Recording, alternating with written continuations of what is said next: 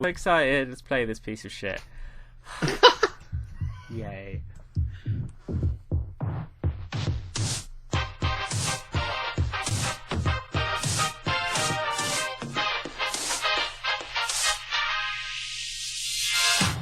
You're listening to The Opinion Zone. It's that time again when common sense and decency go out the window and questionable opinions come in. Starring your deranged hosts, Jay Eggman, Sega Scourge, Nicole SPD64, and of course the one and only David the Lurker. Oh, and as always, please remember the following show will probably contain strong language. We warn ya, so don't complain. Let the chaos control begin. Come on, let's go. Hey, yo, it's the Sonic Show. Hey, yo, it's the Sonic Show.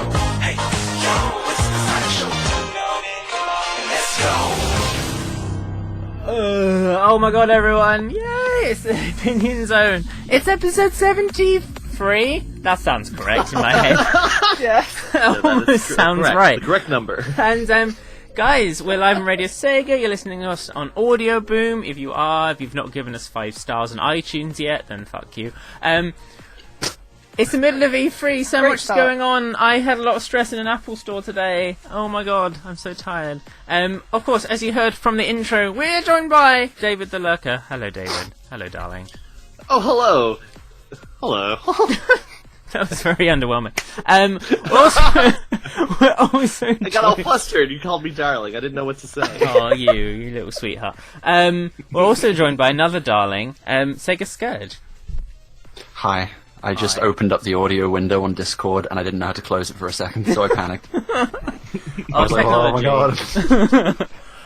We're, of course, actually, she wasn't here last week, but she's back this week. We're joined by Nicole. Are we? Hello. Oh, there we go. Are My you- internet's really shit. I was going to but say, yeah, is hello. there some sort... I was worried there's like some weird delay going on. It's like, that's fine. Okay, and Oh. we're joined by, like, super special guests. Like, people who are actually interesting and might have something interesting to say. And for those who may... Don't count on it. We'll cross our fingers. For those of you who listen to other podcasts, I know that's a strange concept, but for those of you who do, and the 12 of you listening right now, there is another podcast out there called Your Two Show.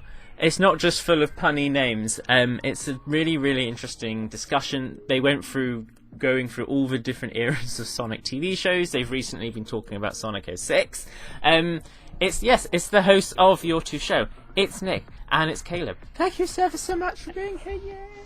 Hello, thank you for having us. Hi, This is Nick, and this is Caleb. and we're so glad to be here. Thank you. I'm so prepared. I didn't even know where my soundboard is, so I can't even give you a round of applause. But Y'all are both coming through one audio channel and it's freaking me out. Yeah, sorry about that. oh wait, no. Here's a round of applause. There we go. Yay! Thank you. Woo! We woke up Very the grateful audience. for this live studio audience. Yeah, it really did sound like it had just been woken up then. Like, oh yeah, what? We're here. There's like a They've guy been- clicking at them from the sidelines like, It's because they stayed in line all night waiting for you to come out, but by the time you did, they all passed out. So That is. We like to keep them waiting. There you go. I'm slightly concerned that I've noticed that my sound effect of people clapping just sounds like rain on a roof. Kinda, yeah.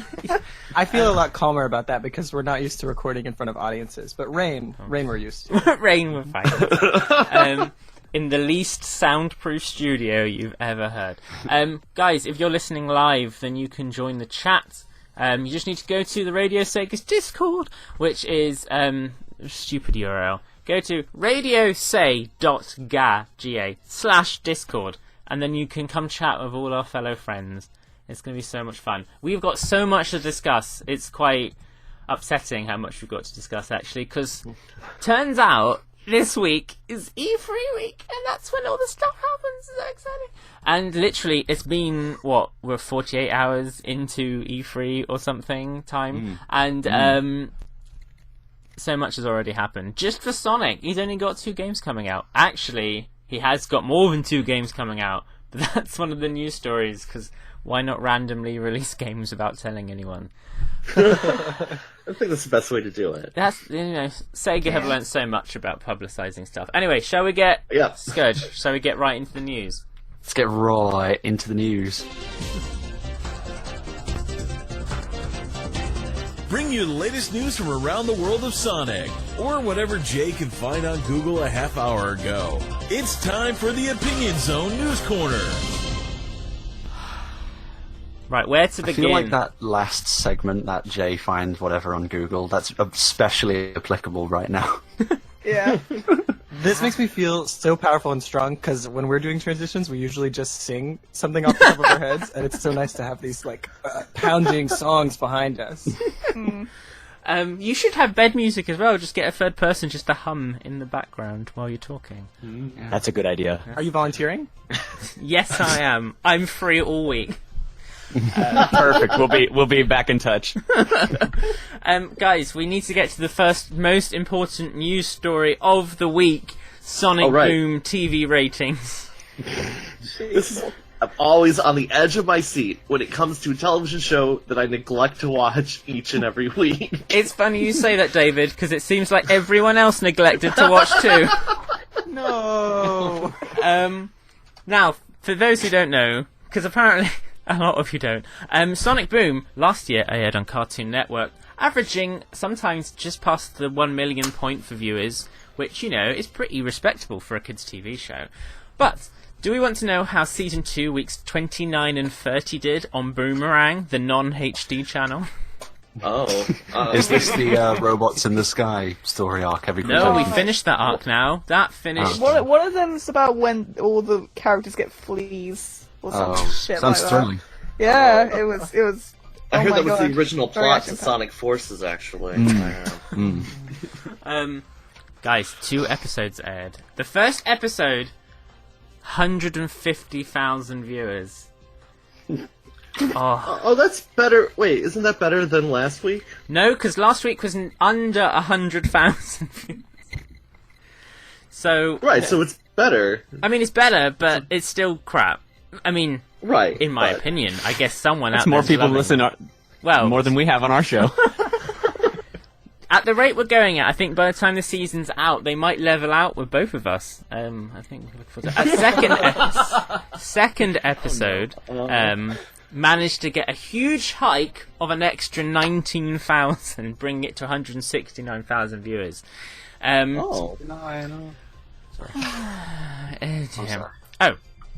Ooh, shock twist! I've just realised they've even got the ratings for the week after. Oh! So, like, Oh, the one that just happened, right? Well, no, they don't release the ratings that quickly, but I do have the ratings for June 3rd's airing. Now, Ooh. we know what the ratings are for the last 2. David, what do you think? Do you think we're going up or down from 169,000 viewers? Down. Is there a drum roll sound effect? Yes, there is! Wait, I've lost it! There we go. Yes. Oh, I guess someone's gonna reveal the answer. David, you're gonna guess! No. I had a long day. David, so you're reckoning lower? I think it's gonna be a hair lower. I'm saying, like, 151. I want to go 152. I'd like to go 152, Bob. Oh. I'm gonna go big. I think we're back to the million mark. Go hard or go home. I like your faith. So, Nicole, what do you think? Bets are on the table. What's it going to be? Jamie. It's Nicole died again. Jamie, I honestly don't really give a shit. Just This is the most important news of the week. No, it's not, Jamie. Yes, it is. No, Nothing it's else not. happened this week. Nothing else happened this week. Like, I'm fucking told gonna us about go Rose Lyric. with -5. -5. I think Sega Scourge is the closest. It was 88,000 people watched. Hey. So -5, that's like, oh, Sonic Boom's still on the air? I'm gonna return my television and cancel my cable subscription. Basically. The boomerang finally went back to the...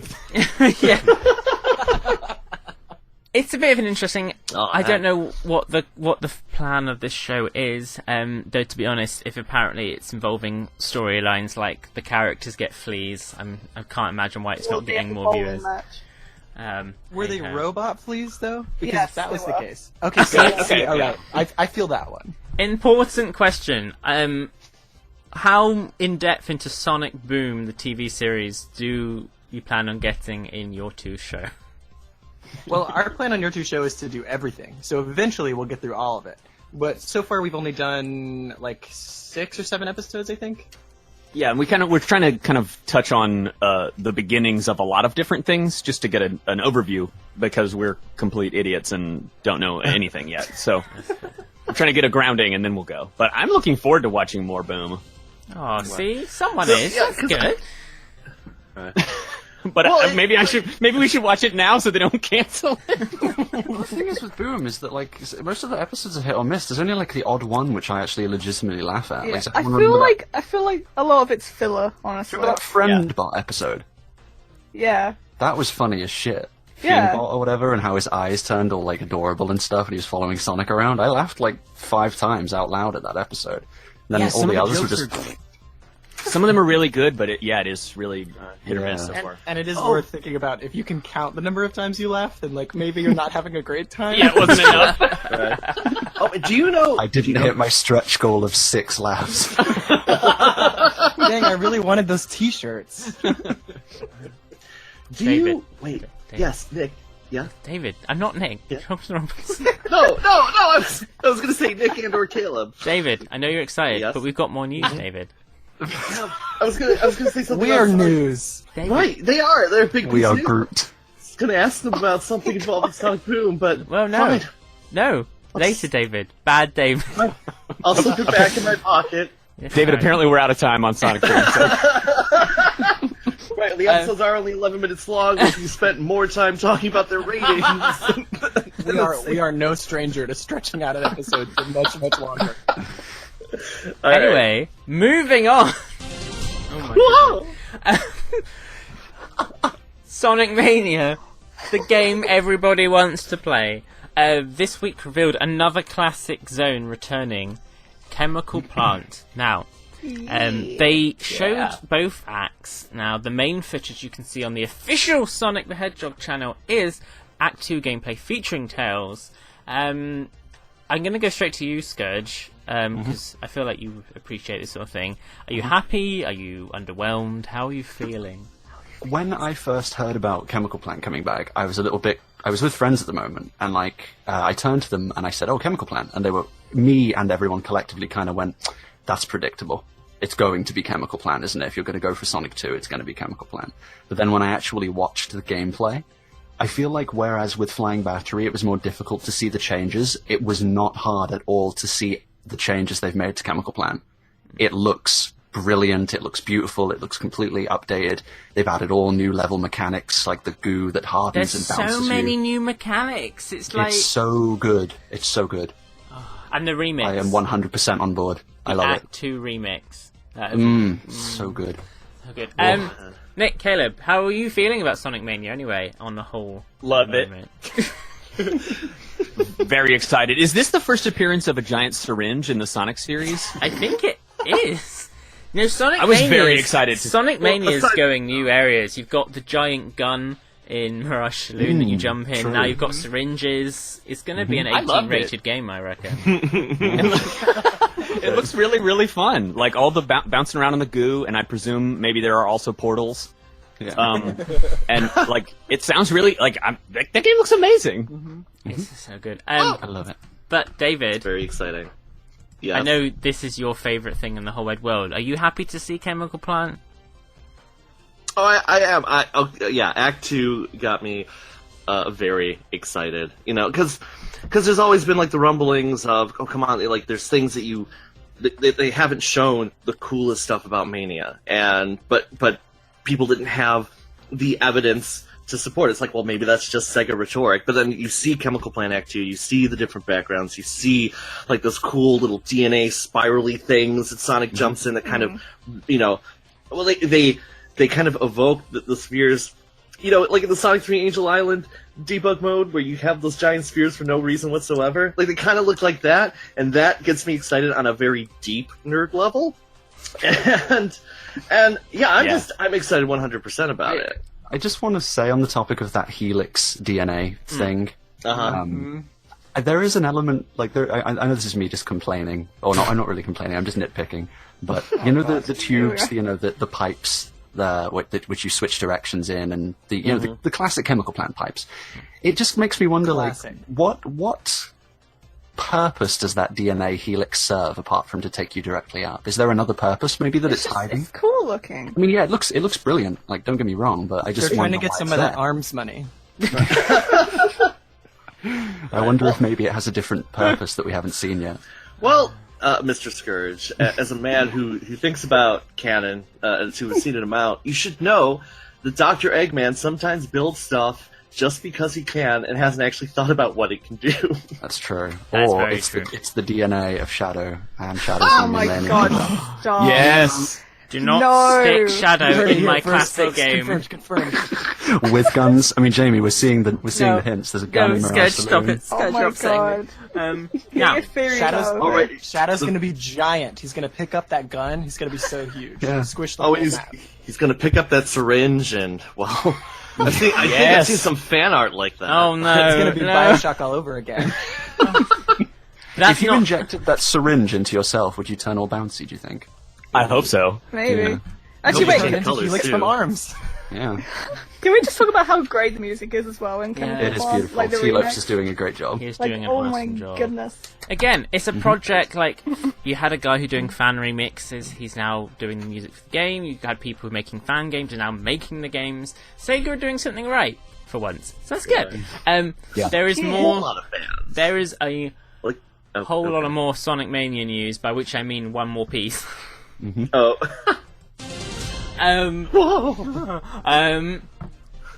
Well, this was a rumor as it was leaked on a website, VentureBeat. However, yesterday during Twitch's pre-E3 stream, we actually saw it in motion.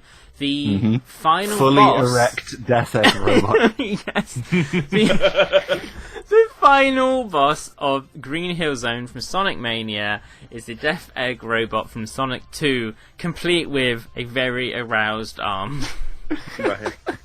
Well, I mean, it's not the first time his arm's been aroused. In Generations, it kind of was. It just wasn't as prominent, probably because... I think they ripped the idea from Generations, because in the original boss, of course, in Sonic 2, you could not damage it by bopping it on the head, but now you can, like Generations, which is cool. Is this like a Snorlax situation where game after game they're slowly waking up the arm? Do you guys know, like, the pictures of Snorlax in the Pokemon games? Like, he wakes up over 10 games all the way? And this is, I think, the same thing. Well, in this one, he is fully awake. That's one awake arm. Good morning!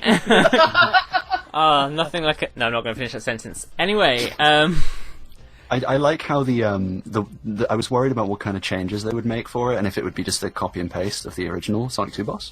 But I like how it seems like it's an in constant motion boss. It constantly moves to the right, I believe, kind of like a Mega Man boss. Which is quite cool. I like that. Like, you're constantly in motion, kind of moving away from it. I like that. It's a nice twist. And this is the first time we got to see classic Eggman, his sprite and things in Mania. And he looks great, because he kind of lands, and he's like, bitch, please, and then he just, like, slams the lid on his head. It's hilarious. Yeah, I didn't think about that. That is the first time we've seen Eggman, really, aside from that one piece of art. Yeah. But yeah, what I find neat is that instead of just, like, replicating, like, oh, remember Mushroom Hill, like, that's a boss where you're moving, but it's sort of the opposite, where it's slowly chasing you, and you're not able to just speed away, or you're chasing it. Like, you have to kind of be ahead of it, but he's constantly going after you with this very slow, imposing boss battle. And also what's neat is that because it's Green Hill Zone, which assumingly is one of the first levels in the game, like, it's like we got it out of the way. Death Egg 2 Robot is done, which means what the heck are the other bosses even going to be? Like, it's Hedgehog just 2 robot has been nerfed over the years so bad. Like, Yeah. Sonic 4 started it, like, it was still reasonable. Generations neutered it, and now we're here, and it's the first boss, and I'm like, wow. what has become... Back in my day, we did that shit with no rings. Uphill both ways. Now, with Sonic Mania and all this hilarity, there has been minor backlash since the reveal of Chemical Plant. There are a lot of people been saying different things. However, Tristan, who is the owner of TSSC News, tweeted out beginning of last week, or the end of last week, sorry. I think his words summarise what a lot of people are saying, so I thought I would just read those, and I'd be curious to see what your feedback on this is. He says, "I hate to be that guy, but I'm starting to worry about the amount of original content in Sonic Mania. We can't have 2D Sonic generations. Here's the deal. If you're griping about Green Hill reimagined Forces, you can't not be a little bit peeved about the same plus more in Mania. And I understand, this is a long tweet, and I understand it's a small insignificant nitpick for most, but I also think Tax and Stealth can do way more than just remixed old levels." Next tweet. "For Sonic Mania to succeed long term, it can't just be a nostalgia trip. It has to set the foundation for a series. Sega needs to show that." Do we think? I disagree. Yeah, He's not 100% wrong. I see where he's coming he's from. like 90% wrong. But go on. I mean, I understand. He just wants to see more original levels, don't we all? You know, we'd like a mixture of both.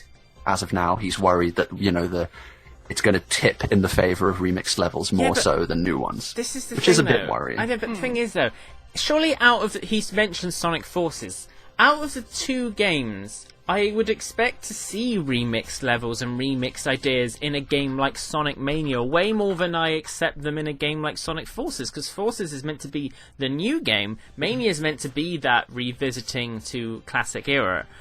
So I don't care. And then you look at Chemical Plant as well, and Flying Battery and Green Hill, and it's not just the same levels. It's beyond. It's effectively a whole new level in itself. It's just using similar assets. But no, Tristan, I love you, but you're talking shit. So that's fine.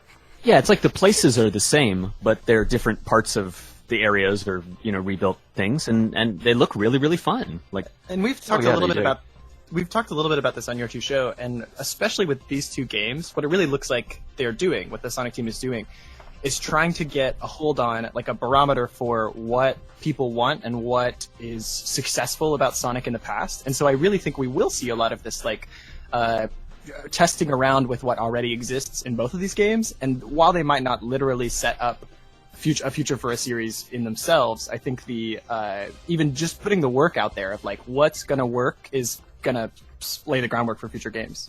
Mm-hmm. this is also still technically, like, promotional material. Like, the game's months, you know, still a couple months out, right? Like, Yes. I hope that they are not showing all that there is in the, like, they haven't, right? There's still stuff to come. Yes. So, So, Right. I don't know. I think I'm not worried about the mixture. We know there's going to be more Yeah. remix levels and new levels, but if the remix levels are on the scale of deviation that they are here, I'm all for it. And again, it makes makes so much more sense in the context of Mania than Forces. So. Throw in, you know, a few new ones though. Like, I mean, I hope the final level isn't Death Egg or something. And be like, oh for God's sake, again, really? Please be something different, you know? Just a few here and there. Like that leaked, you know, that image that was circulating Twitter of that cathedral-looking zone. I don't know if that's official or not, but I want to know what that is. Or maybe that's just Act 2 to Stardust Speedway because it had that plant motif. I don't know. Who knows? So we will see. Christian Whitehead knows. Christian Whitehead knows. He's not telling us. Why won't you answer my calls? Yeah, where's he at? Yeah. Well, he's from Australia. Why isn't he on the show, Jamie? Yeah. Yeah. What the hell, Jamie? I'm just going to You got call these into two this nerds comment. instead. But we're looking forward to Sonic Mania. We've discussed Forces a bit, but that's not the only Sonic game coming out this year, guys. Oh my god, next news item shock. Whoa! Sonic Runners Adventure The game nobody asked a sequel for. Right. For those of you who were living under a rock, Sonic Runners was a free-to-play side-scrolling Sonic game developed by Sonic Team, which was out just over a year ago. And Sonic Pox, Uncle Poxy, who's not here today, spent over £250 on.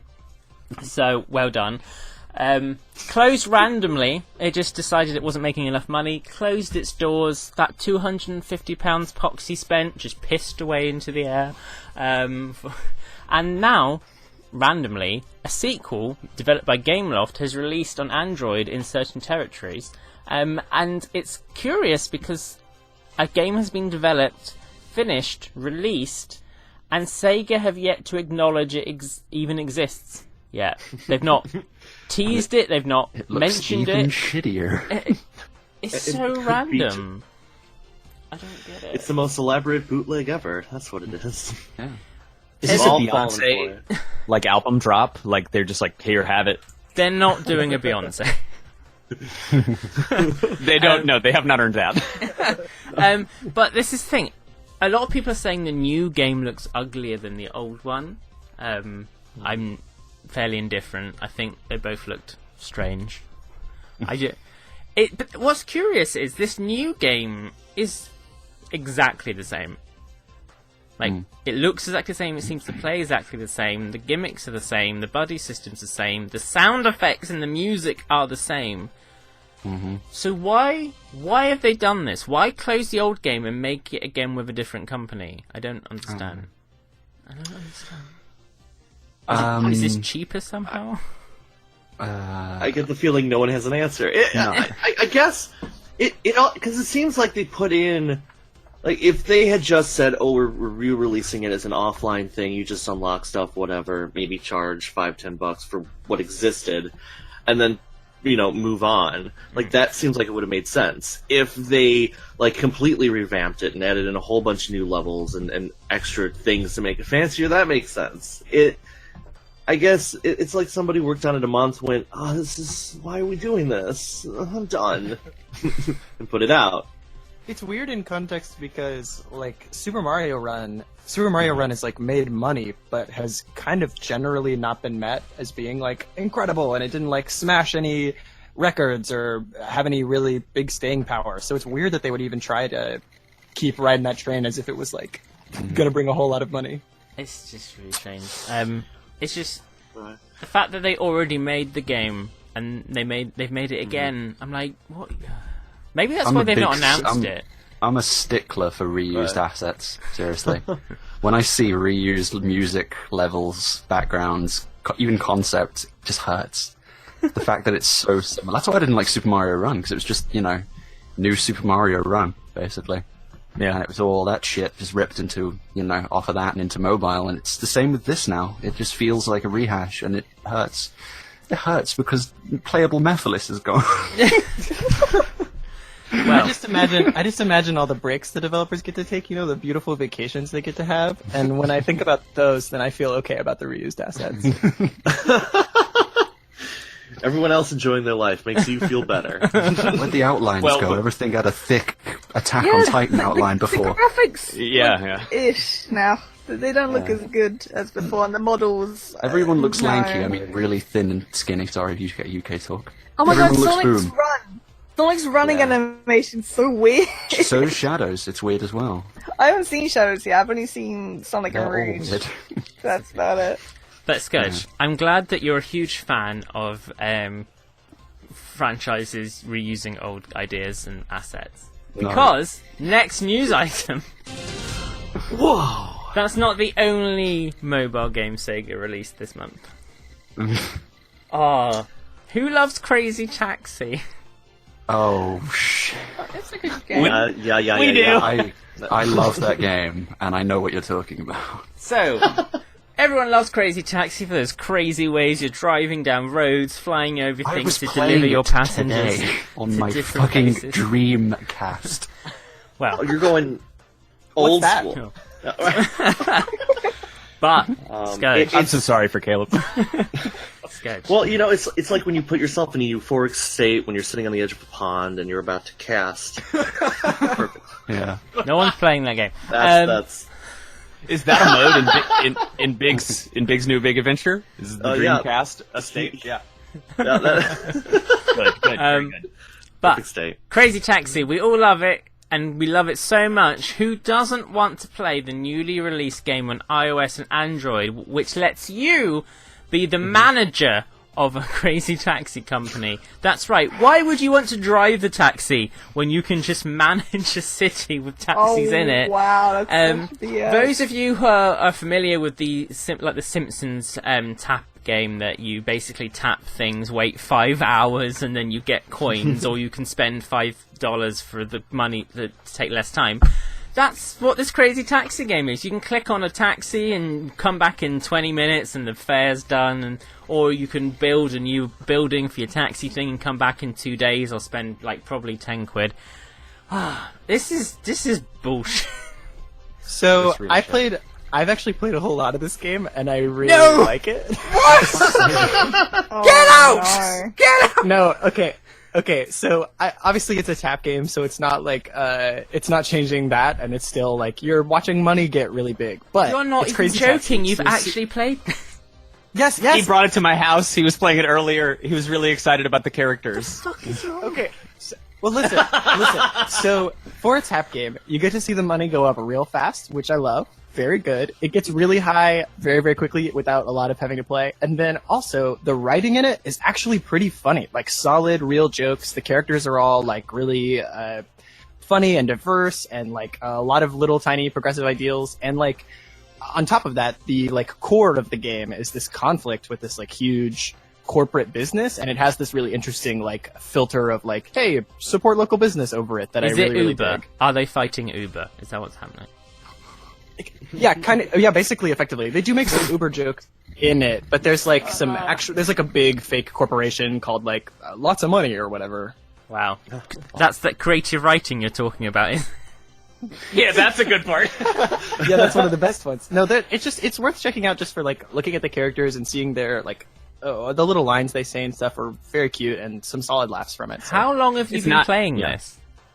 I've played it for a combined probably like 5 or 6 hours, but the like over time and then in between my like taxis have gotten bigger, but there's like a whole lot of characters and and you get to like smash and cop cars all the time, like you click buttons and you can make your taxis like just totally wreck the roads, and it's good animations for just a couple of taps, so it's fun.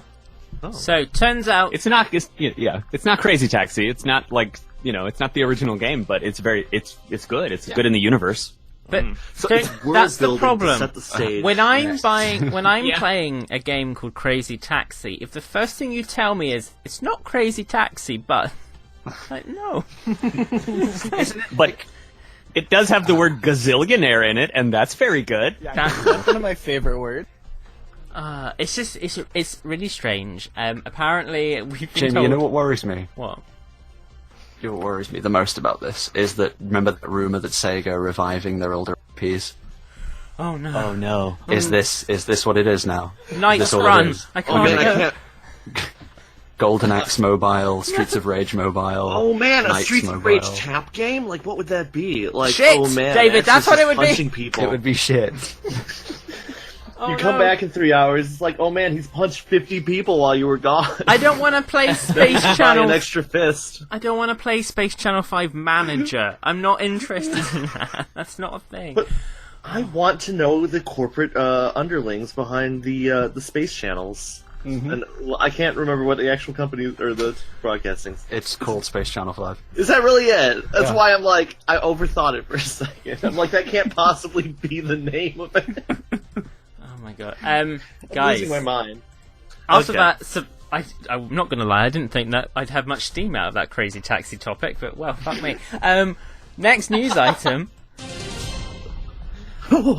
Yesterday, if you were watching Twitch and watching E3, not only did you see the staff of the development team of Sonic Mania dress up in loads of layers of Sonic outfits and then have a weird man shout at them. I don't really know what that was about. They also played a bit of Sonic Forces. In fact, they played a little bit of each mode. So they played Modern Sonic, Classic Sonic and his broken physics, and they played the hero character, which apparently, according to the game, is just called Avatar. Not like the Na'vi from the film with all the blue people, but just... And not like the Earthbenders. No. But we saw a little bit of each. I think we learnt quite a lot. For instance, we learnt that everyone's favourite thing, the characters talk to you every 5 seconds in the corner of the screen. I just fucking want Charmy talking to me all day. It's just great. Yes. There's that. We learnt that I watched the classic Sonic. We learnt that they still haven't finished reusing assets from Generations, so the Egg Dragoon turned up for no reason. Then we... Sorry, Scrooge. then we... Fresh coat of paint. It's gorgeous. It's so pretty. But It has red wings now. It's so different. Totally transformed. Whoa! And then we saw Avatar the cat, which is now what I'm calling him. And they were playing, which I thought actually looked alright. That's probably the most promising bit I saw, was the custom creation gameplay stuff. Now, we'll start with Modern. How are we all feeling? It's pretty much... Nothing's I think it particularly looks alright. surprising, is it? I like it. It's modern Sonic, pretty much. You know, yeah, I really. He runs. He Yeah. boosts. He has his cool double jump back. sometimes. So he didn't have his double Yes. jump in Generations, that's back. The homing The attack graphics have icons. taken a bit of an overhaul. Yes, well, I hope so, on PlayStation 4 and Xbox One. I can't The, wait to the- see how awful the I'm Switch sorry, version there's looks. a fucking delay, so I keep talking over you, Jamie. I just wanted to say the jump attack has a saw blade effect on it, and it reminds me of Saturday M. Lol. Oh yeah, it does. Wow. I really like the animation for the homing in this game. It's like the circle's really cute. Yeah. It's fine. Again, it's hard to be excited personally because it's what we've seen. It's not. I know exactly what to expect so far from modern Sonic, so that's fine. But it looks very pretty. The HUD is there. That's very grungy. Basic. Yeah. It's fine. Always happy to maybe see the HUD in a game. Yeah. I mean, they We might need tweak to- it a little bit. It's still got a few months to go. Maybe they'll add Exactly, a splash. And that HUD, again, a perfect way to just see those characters' faces repeatedly popping up every 10 seconds.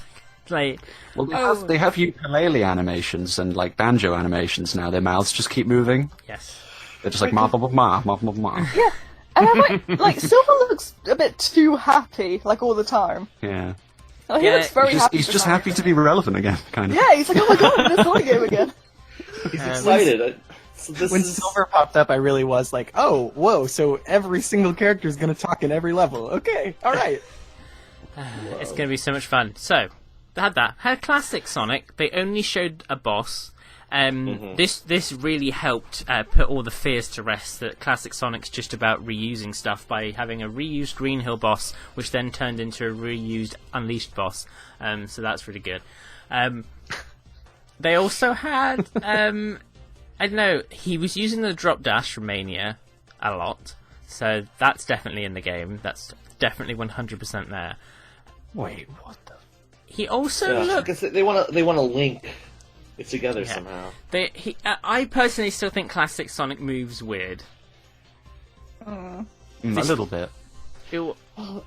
Especially when you compare it to Mania, because you know Mania is so pixel perfect classic Sonic, like how he looks like how he plays and feels, that when you see Generations classic Sonic, it's even more painfully obvious just how off it is. If there wasn't the basis of comparison, it might not be such a big deal, but the fact that you have this other game staring you in the face saying, look at me, I'm classic Sonic, back in action, and then Forces is like, hey, look at me, I'm here too, I can drop dash.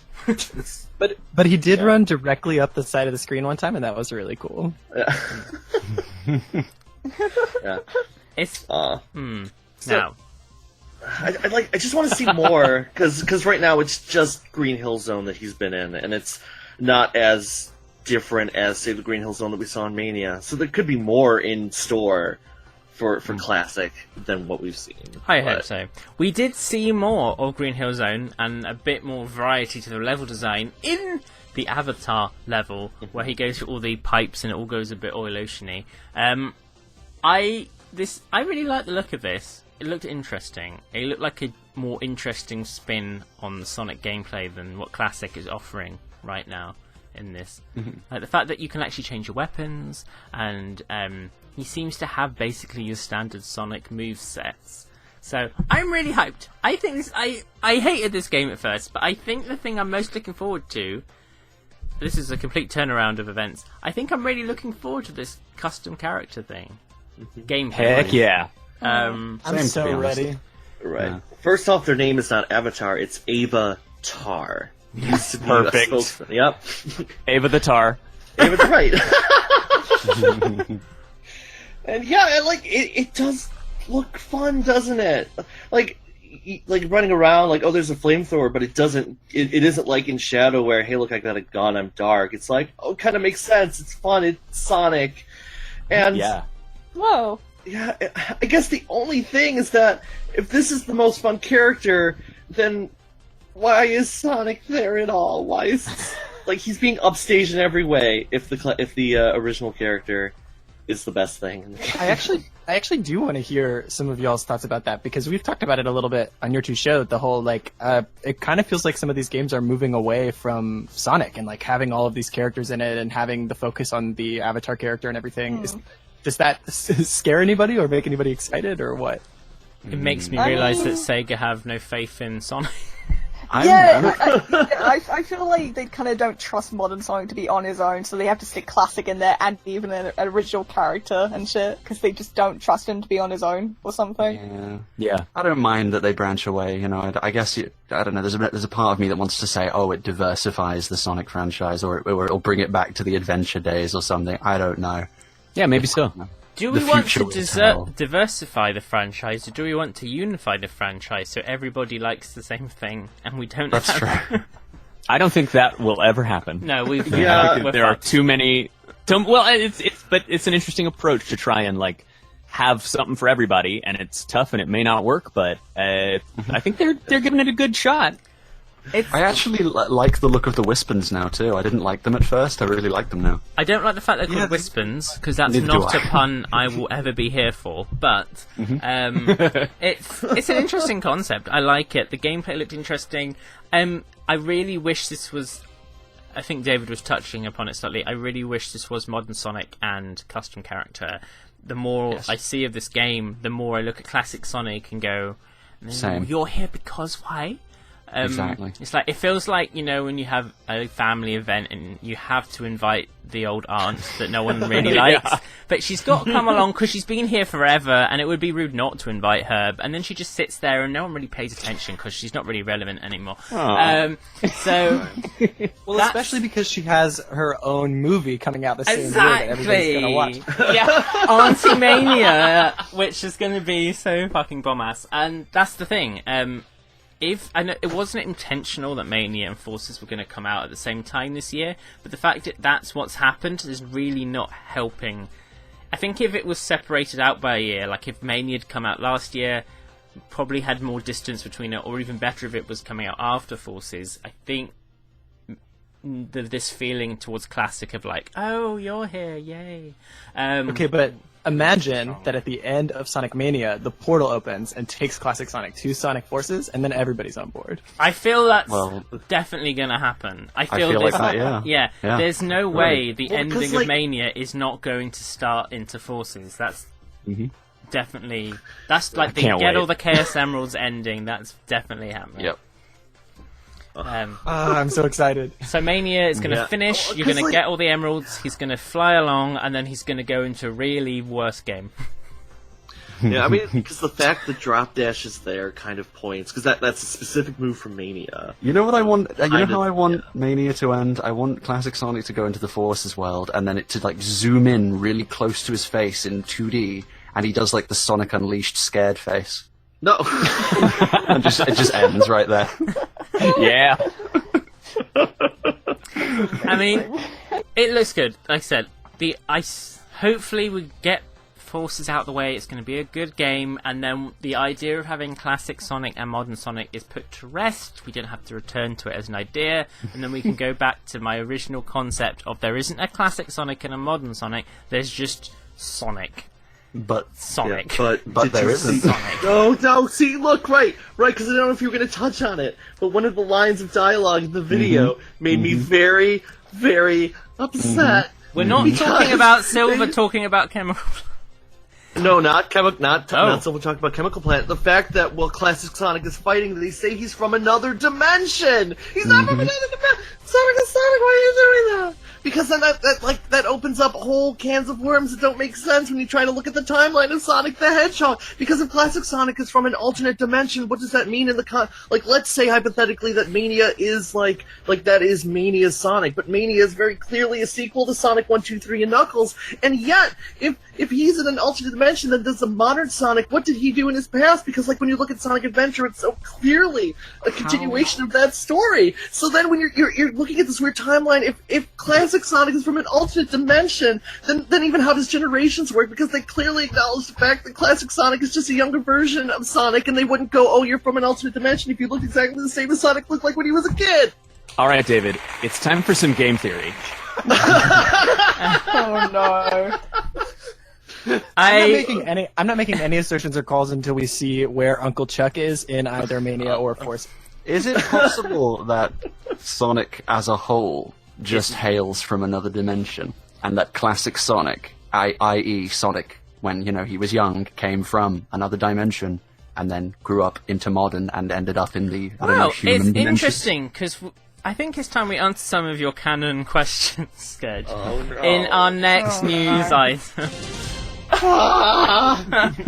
That's such a good idea, though, so I love that. Game Informer did an interview with Takashi Iizuka, who is obviously head of Sonic Team, regarding all the... Ooh, I got an email. Regarding the questions about the game's lore and canon. Now, I know what this is. I've heard it fans before. have been debating some of these things for ages. So I'm just going to go through some of these answers to finally put these debates to rest by making it more confusing. It's all wrong. The thing is, I think me and David know some of these, actually. They've been said before. Does Sonic live in Green Hill Zone? Confirmed. He says he does not live in Green Hill Zone. He just enjoys running around it. He visits often. It's like a holiday home, or like a care home. Another question someone asked, does Sonic have one eye with two pupils on it? Iizuka confirms that it's two separate eyeballs, which actually makes me feel more gross thinking about them rubbing against each other. 3D renders, you can see the line in between both eyes. Especially in 06 and shit. Oh yeah. Maybe, I guess there's a thin hedgehog membrane that separates the two, so that Sonic doesn't have to feel them squishing around. Do you guys not have eyes that look like that? This is not a video. Okay. Only in my persona, I'm afraid. But Asking for our friend. More questions. They asked, it used to be that Eggman was the sole human. Starting with Sonic Adventure, we were seeing more and more humans show up in the stories. Where are they all coming from? Now. Here we go, right? Iizuka, because everyone's saying, how does it make sense? What? Here we go. Put it to rest. Iizuka told us, the world that Sonic lives in and the humans live in are two separate worlds. But some of the canon games do have Sonic and humans together. And part of that is based on what world is being portrayed when the game is being developed. There are kind of different worlds that do exist, and sometimes there's some crossover. Wow. That didn't clear up shit. I just want to say, because everyone's treating this as new news, and I just want to say that Iizuka did state this back in 2010 when Colors came out, and then Aaron Webber followed it up, I think, a year later or something. So this whole human world, non-human world thing is actually old news, but the fact that Iizuka is standing by it makes me really fucking worried. It's is this actually true then? So Well, I there's think more the- questions. I'm going to go through Oh. the rest before we discuss, just because I think we need to go through all this insanity to understand. Okay. So just to understand so far, right? We've got a world that Sonic lives in and a world that humans live in, but sometimes Sonic is in both worlds and sometimes the worlds cross over, right? Got that clear? No? Great, let's move on. So, Perfect. next question was, what is Chaos up to these days? Azuka says, good question. We think you'll see him again soon. He's just chilling on the beach. They asked what's sipping happened. margaritas. They asked God, what I happened. told you this earlier. No. They Did asked. you? I didn't fucking know Chaos was coming back. I Wait, did. she I paid said it attention. in cool. Right. They ask what happened to Princess Drowning out Elise. his girlfriend. She says, has she moved on to another hedgehog love interest? Hope so. Azuka laughs, saying she's probably just hanging out in the human world, enjoying her life as a princess. So confirmed, Princess Elise is in human world. There we go. Elise which sometimes is still crosses over. single. Yeah. Next question. Is Mephiles still hanging around? Azuka says, Mephiles was created for the Sonic the Hedgehog game we published in 2000 exists. He existed in that world only and was very useful for that narrative, but we don't have any plans of bringing him back. So, just to confirm, Mephiles exists in his own world. So Sonic X is its own world, okay? Is it though? But I'm it's sure he's not separate to the Sonic Runners. yeah, it's I separate think he to just the worded world that that wrong. Elise is in. Well, should word it right then, shouldn't he? Next Well, question. because he said Elise human world and Mephiles must be part of that world then, so No. I don't know. Yeah, Mephiles is just dead. He's just not coming back. Has anybody? Next question. Has anybody noticed that Mighty the Armadillo is missing? Azuka says Mighty is part of the classic world, and some of the chaotics did get interpreted from the modern vision of the games. However, Mighty still exists in the classic world, so maybe we'll see him in the future in some classic iteration. So there is a classic world. Uh-huh. Just to upset David, so possibly a different world dimension just for classic characters. There is a modern Sonic world, which is different to the modern world the humans live in, which is the world that Elise lives in. However, Mephiles lives in the universe that Sonic 06 took place in. So that means Elise is either in the human world or Mephiles is in the human world. Okay, so that clears up everything. I think there's no... Oh, one more question. What happened to all of the Super Emeralds? In case anyone ever wondered. Izuka says the Super Emeralds really only existed in the Sonic and Knuckles world, and that's the only place they're going to exist. Just to confirm, Hashina says they're gone. I don't know how it happened, but they're gone. Wait, Aaron Webber's online. Someone get him in and make him make sense of this. No, he's probably got things to worry about, like doing an E3 show. Right. Yeah, wasn't there like part of his... Well, is that... Wait, I don't know. Yeah, Right. E3, who cares?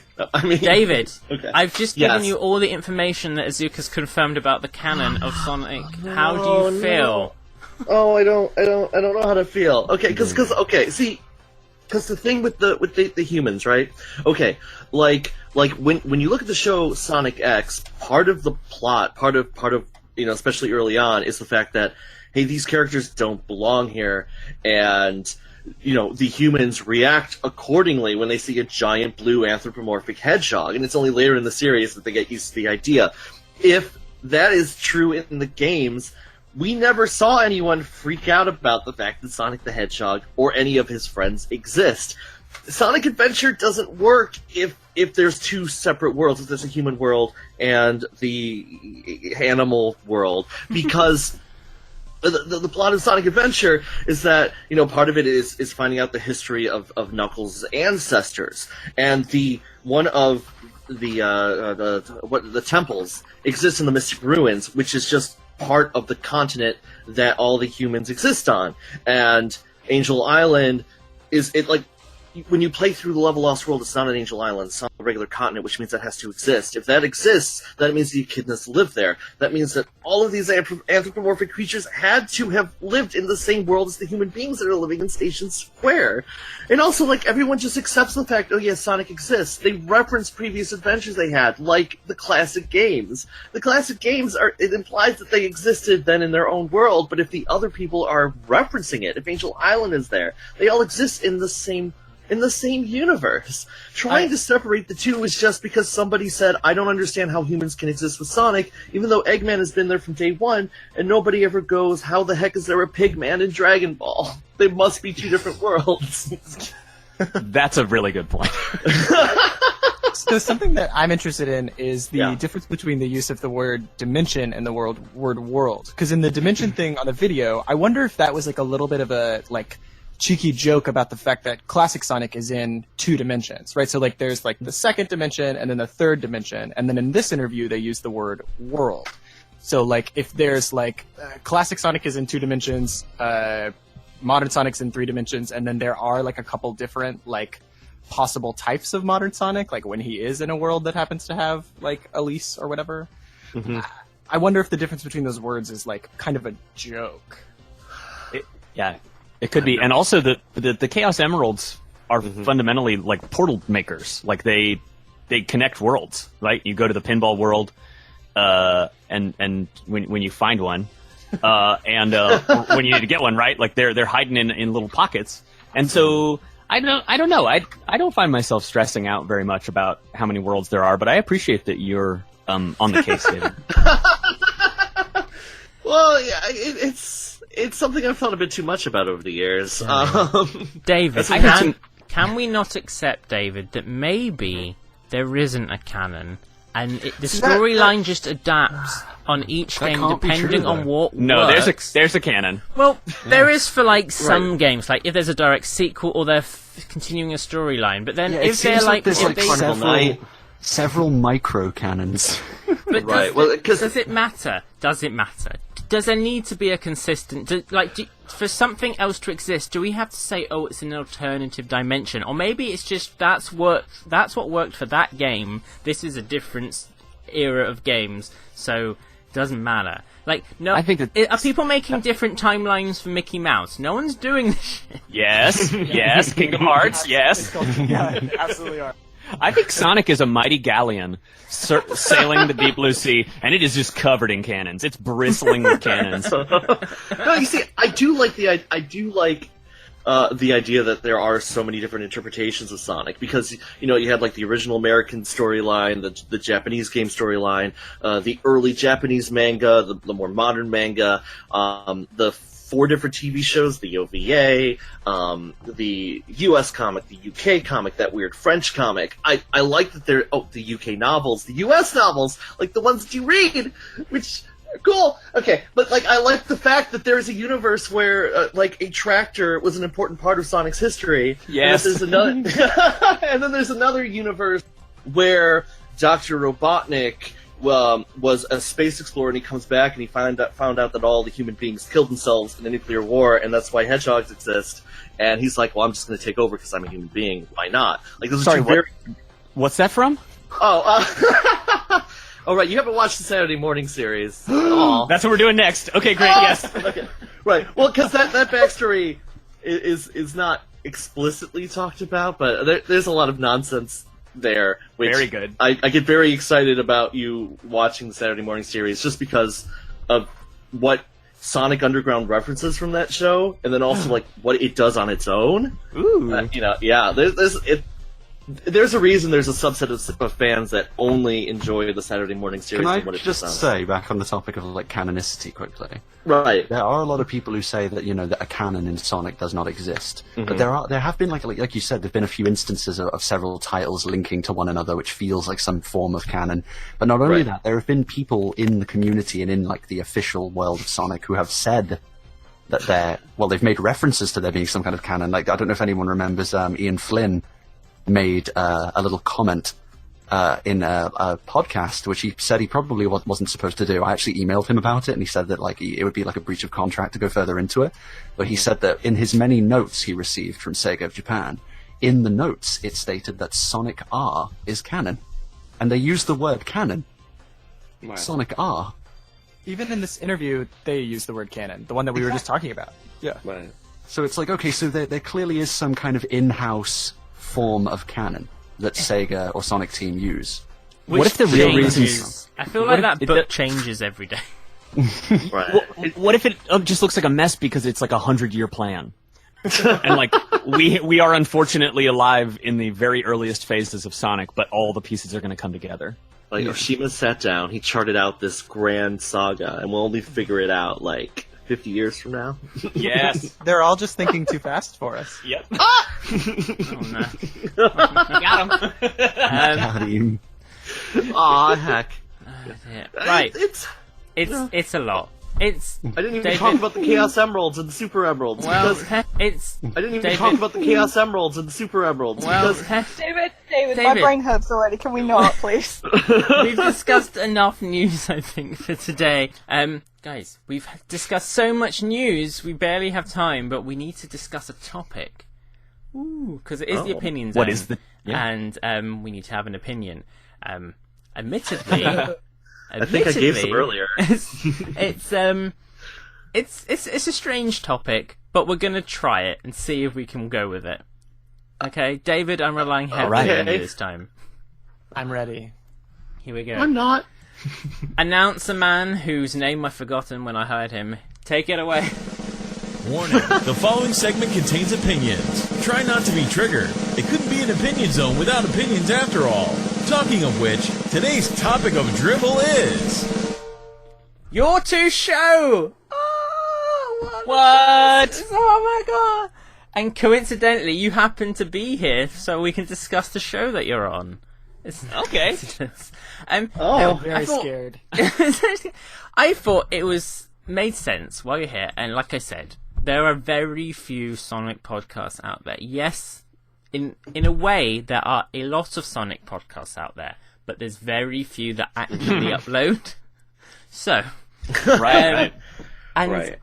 you know, you've managed. I think it is 26, 27. Like you're approaching 30 episodes. You only started last year, which is quite interesting. Your first episode was called Animal Butt Encyclopedia. Yeah. Good memories. Because Eggman has an encyclopedia of animal butts in Sonic Underground. He just does. That's canon. That makes sense to me. Of course, that would make sense to you. And it's a show where our two guests, Nick and Caleb, discuss. Basically, you're going through reviewing episodes of TV shows. You're reviewing games. It seems like you're touching different sections of everything at the moment. Mm-hmm. How does someone decide I'm going to do a review discussion podcast about the Sonic the Hedgehog franchise? Because you're one of very few. Yeah. You asked how did we decide to do that? Yeah. Okay. Well, Caleb was just talking to me a lot about Sonic the Hedgehog, and and I said, you know, you're on fire. We gotta commit this to the historical record. And he and I are both kind of performative people who didn't really have an outlet, and we'd been talking about trying to do some kind of podcast. And our mutual excitement about Sonic the Hedgehog, especially spurred by Zeleny Stewart's essays on Sonic 06 and other topics. We were just talking about it anyway, and we decided to give it a go.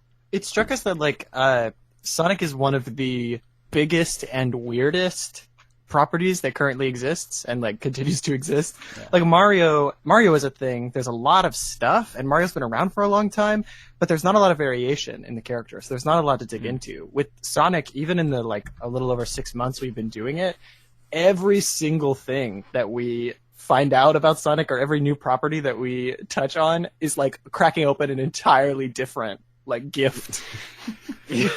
Yeah. And it's very It was true. as simple as me saying hey, we're going to start with the show where Sonic the Hedgehog and his two siblings, which don't exist anywhere else, start a rock band to save the world.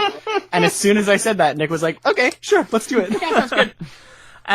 How did you two even meet each other? Is it through work? Is it just projects? How did your two magical minds meet? Well, I was working at a bookshop, and Caleb called the shop to ask about a book, and we talked for like 10 minutes on the phone, and just like immediately made each other laugh. Yeah, I went to the bookstore looking for because he was like, "Oh, we don't really have the book." I was in the car with a couple of my friends, and he on the phone talked to me about this book for a second. And when I hung up the phone, I turned to my two friends who were in the car with me, and I was like, I think we have to go to this bookstore because I think I have to go talk to this guy even though my book's not there. This is not a lie. This is like, I guess this would have been 2014. Yeah. So I went to the bookstore and we started talking about books because I was looking for something else to read. And Nick and I just started talking and we stayed there, and my two roommates were so sweet to just kind of wander around and wait while he and I talked up a storm just like for 40 minutes right off the bat. And since then, after that, we just kind of became friends. Eventually I started working at the same bookstore, and then We used to get in trouble while working. I don't work at the bookshop anymore, but when we did, we got in trouble a couple times for talking too much during a shift. Like, we just right off the bat, and like to this very day, we just really get each other like going, and we have an appreciation for each other's takes on things, and make each other laugh. So we just try to find things to do together. We talk about our individual projects a lot, and have a very nice working collaborative relationship. It's pretty cool. It is pretty cool. Wait, what was the book though you were looking for? Oh, I was looking for S, which was like this book that J.J. Abrams like sort of co-wrote with a guy named Doug. I want to say Dorst. Doug Dorst. Doug Dorst, and it's like this weird. We both have an affinity for things that play with their mediums, like stuff that's sort of messing with itself. And so the book is like 3 books in one, and it's like people writing in the margins and talking to each other. The book itself was fine. It's okay. It's not super incredible, but I'm really thankful for it because all this stuff happened because of it. Yeah. Now, you've been doing this show for a while, doing different things. What are you finding? What are you?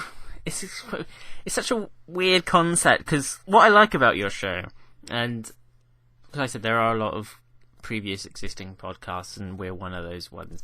But what I like is different about yours is it just takes such a more not sensible.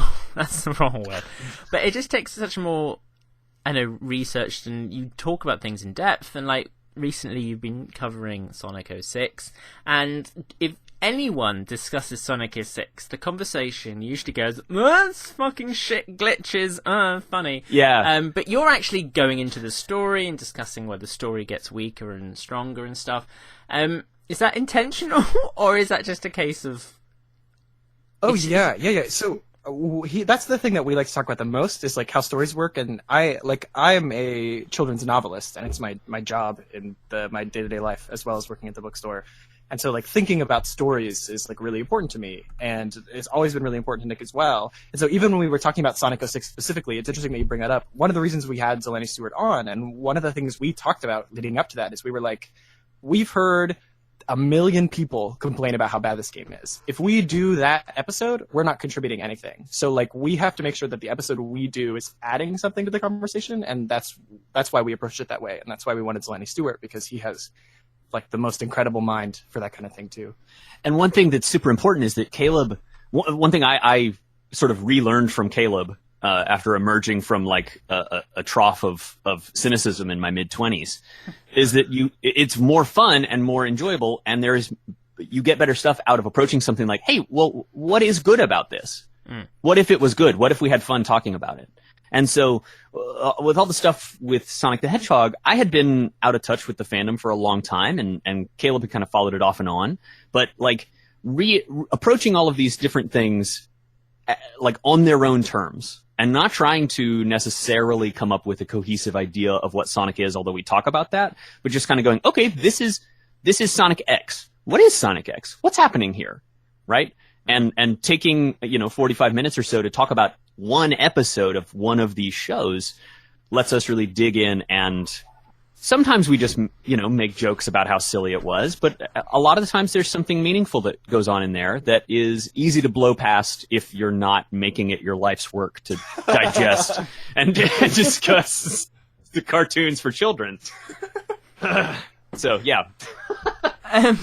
What have you learned about podcasting? I mean, I know this I know there are other podcasts that you're involved with and stuff. I believe I can't remember which one of you. One of you does a Persona one.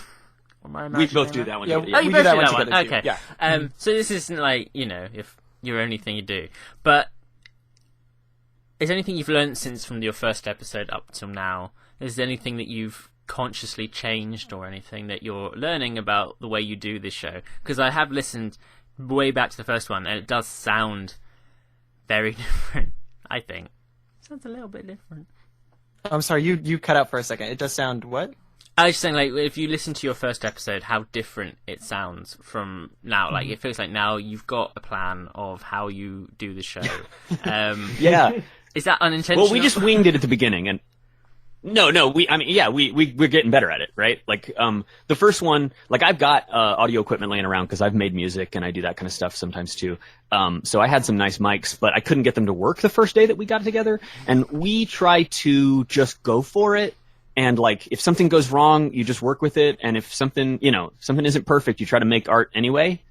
So the first day we got together, we just said, okay, I can't get the microphones to work. Rather than get stressed out and quit, let's just use the built-in laptop microphone and go for it. And then we did more work and putting it together and continue to hone it. But that's not to say that we're like chill about it. I think if you listen to our show, you can tell that we are like capital O overthinkers as people, and so we also even have to rein ourselves in because we do think a lot about like what we're doing on the podcast and how we could do it better, and we have like talks about it almost every week. And like what I have maybe learned the most is that you have to do podcasts, especially when you're only doing it with two of you. You have to do podcasts with people that you trust when you're like in a bad mood, and people that you trust when you're gonna be like dumb for a day or you're gonna make bad jokes, because like if I can't imagine very many people that I could do this with every week and not like drive myself totally crazy, except for Nick. So I wish I could say that about David. Oh, wait a minute. Oh, hold on. I show up, I'm like, I'm ruining everything. I flail about, I throw everyone off topic. You're like, oh man, I just really want to talk about like Zelda, Wonder Woman right now. Yeah, oh god, me too. Yes, please. It's so good. It's so good. I got so excited. We goofed up today because we, like, before we did this, sat and had like basically a podcast length conversation about Wonder Woman at each other for like an hour and a half while we were eating. And I was like, oh no, we're gonna wear ourselves out. Like, we can't do this. It's so good. I got so excited. You've covered a few things now. What, out of everything you've covered in terms of the show, is there any highlights? Like, is Sonic X your favourite thing? Are you just super huge underground fans? Is Sonic X something you don't want to think about ever again? Though I don't think you particularly hated it, but what are your favourites in the franchise? We love Sonic X. Sonic X is definitely our favorite. Yeah. And I also really enjoyed Underground. But we watched maybe about 10 episodes of each. And it's hardest for us to talk about the games because it's less structured. And we did one episode where we talked all about the first Sonic the Hedgehog game, and it's hard to, it's harder to talk about that in a short amount of time. Yeah. So we still want to do it, and we want to play more games and talk, especially to more people who have some investment in the games. We had Merritt Kay on to talk about Shadow the Hedgehog, and that was awesome. And Zeleny Stewart was on to talk about Sonic 06, but of all the shows, I've had the most fun with Sonic X so far. Oh yeah. It's just like it is. Over the course of like watching Underground and watching Boom and playing the games, we developed kind of some ideas about what would make Sonic really work for us specifically. Like, what would we like to see from Sonic? And Sonic X is doing a lot of that stuff, at least early on. Certainly not perfectly, but like it's good. Yeah, it's pretty good. Is it what? Would you like to do, like, obviously I'm sure you've got lots of stuff planned, but like, is there something you're really looking forward to getting your teeth into, whether it be game, other media, that you want to cover on the show that you've just either not got around to yet, or not found the right way to do it, or just want to hold off for a while? Well, my favorite game is Sonic Adventure 2, and so I'm super excited to talk about the Sonic Adventure series. But I'm nervous about it because since they are my favorites, I like want to make sure that we do them well and like are ready for them, which is a silly way to look at it, but is kind of how I feel. And like upcoming, we're probably gonna do Sonic CD next, and I'm excited about that. Oh, and just like this year, all the new stuff. Like that's what we're super excited about, is being able to actually be there when like new games and that movie come out and all this. Like being able to be there, right there on it, is going to be super fun. Yeah, we're pumped about Mania and Forces, and yes, please make the movie. We need it. Yeah, they've been trying to make that movie since like 1990. But well, Pete, I think the technology is finally ready. finally perfected the VR headset. Oh man, if it was a VR movie, but you still had to go in the theater. Yeah. The cameras aren't fast enough yet. Like they weren't. Yeah, right. Not until The Hobbit, when they finally perfected the 48 frames per second, could you get you capture the speed of Sonic. Yeah, he's too fast. I thought you were going to say the speed of The Hobbit, and I'm like, whoa. No, they tried it. Right, it looked weird in The Hobbit because they were so slow, but it's going to look great for Sonic the Hedgehog movie. Imagine if, in the middle of the second Hobbit movie, just Sonic bursts in, he just shouts, "You're too slow." Nothing would make me happier. And my speed. You guys should have done this in one movie. Screw Eagles. Sonic loves Eagles. You watched Sonic 06. Played it. Yeah. Oh, yeah. Yeah. Shout out to the Eagle. That Eagle's my boy. Oh my god. I would like to see your show down the line, which, every show gets to that point where it runs out of ideas. Same. But, no, down the line, I would like to see you guys looking at the fan films of the franchise, because there are some interesting interpretations of the story in those. I'm telling you. There's one you need to check out called Return to Little Planet 2. Oh boy. Okay. Yeah, if you can give us some recommendations, we'll happily look at them. We're hoping to dig into films. We're hoping to talk about especially significant fan fiction at one point. But right now we're definitely attached to the overall the canon / just official stuff right now. Because I could tell you about some fan fiction. Oh. David knows some. Well, and I think another thing that we've learned doing the podcast is that I definitely started out with more of a what is this? What's going on in here? Kind of thing that's easy to do. But approaching things respectfully is super important to us, and it's harder to do criticism in a respectful way for smaller creators. I think someone who's just publishing their fan fiction online. We don't want to first of all, the audience context is different, and we don't want to be we absolutely don't want to blaze and be what's going on this fan fiction? We don't want to be bullies, Yeah. It's easier. Right. It's easier to. It's more fruitful and better to come in and go okay, this is the quote unquote canon. Mm-hmm. This is what was produced in association with this character officially. So if we have criticism of it, or if there's something that's silly, we try to be respectful of it anyway. But then it's not hurting hopefully anybody's feelings. And we've met just some of the absolute sweetest people because of this. A lot of the people that listen to the show and talk to us every week are some of the absolute coolest people possible. And so we definitely want to be wary of treading into territory where it seems like we're trying to make fun of fans, which we are. Were you? But no, we're not. No, we're not doing that. We are. We are fans. We're not making fun of fans. Right. That's very important. That's an important. Right. I can interpret at the end of the day, episode 100, you're you're all just terrible. Why? No. We love it. We love you. If we said that, it would be we. We are all just. We are too. Yeah. Were you particularly aware of? Were you particularly aware of the Sonic fan base community before coming into this podcast? Or is it something you've only really delved into since doing it? Because it's quite a beast to explore.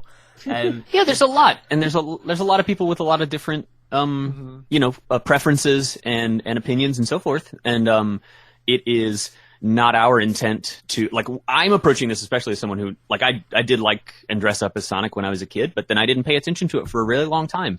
And so I'm not here to rain on anybody's parade or think I know better than them. We're just doing this is our experience of it. And because we talked about this with the games too, because the fandom's so big, we know that we can't be a show that everybody in the fandom has a good time with or likes, but we hope that a lot of people do, and we hope that a lot of people who already like Sonic like us, and it's not just overthinkers. Yeah. I mean, that's part of why I like the show, is just the way that you approach it, and because like the fact that a lot of it is new and you're experiencing it and you're actually positive about learning all the various weird things involving Sonic the Hedgehog, as opposed to, oh, hi, I've been a Sonic fan for 25 years and I'm old and bitter now because I've been on the same message board for 2 decades and I'm wondering why I'm still doing this. And I like the fact that that's not what you are, because that gets so draining. Just hearing people complain and be sad about the thing they're supposed to like.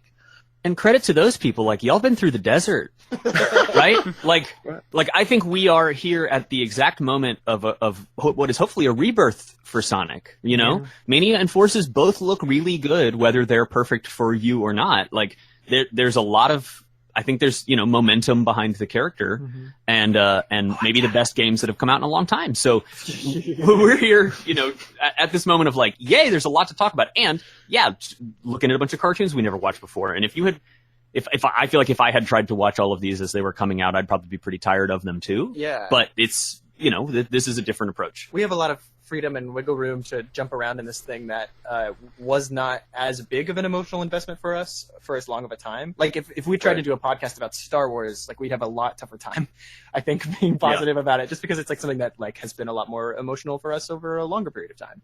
But it is definitely a what's the word, like a nice benefit to not having been like a huge fan for a long time, that we are able to come at it with kind of fresh eyes right now. Yeah.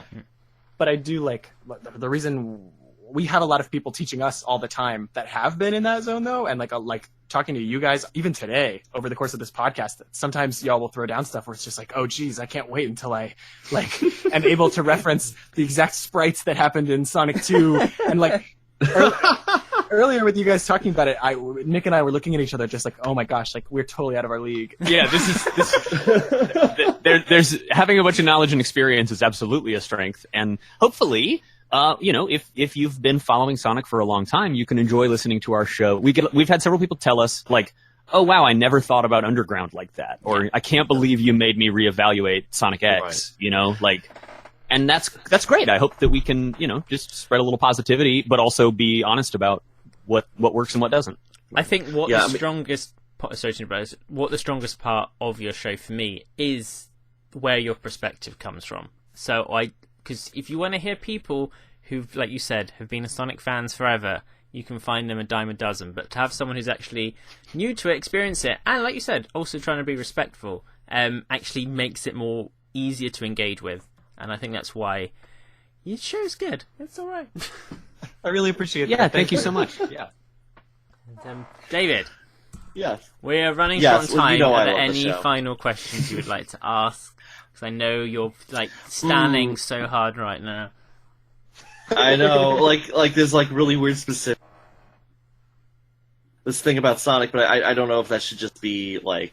When the show's done, I can get super nerdy for a minute before you have to go. But whatever you want. Heck, you know. But yeah, no, I really enjoy the show, and like especially when I first started listening to it, I was like, oh man, Underground, because I remember, you know, being a kid, I was forced to wake up at 6 a.m. and watch the show that had nothing to do with anything else, and I think that's why. You know, going into that mindset, even then I'm like, why am I awake? I should be asleep.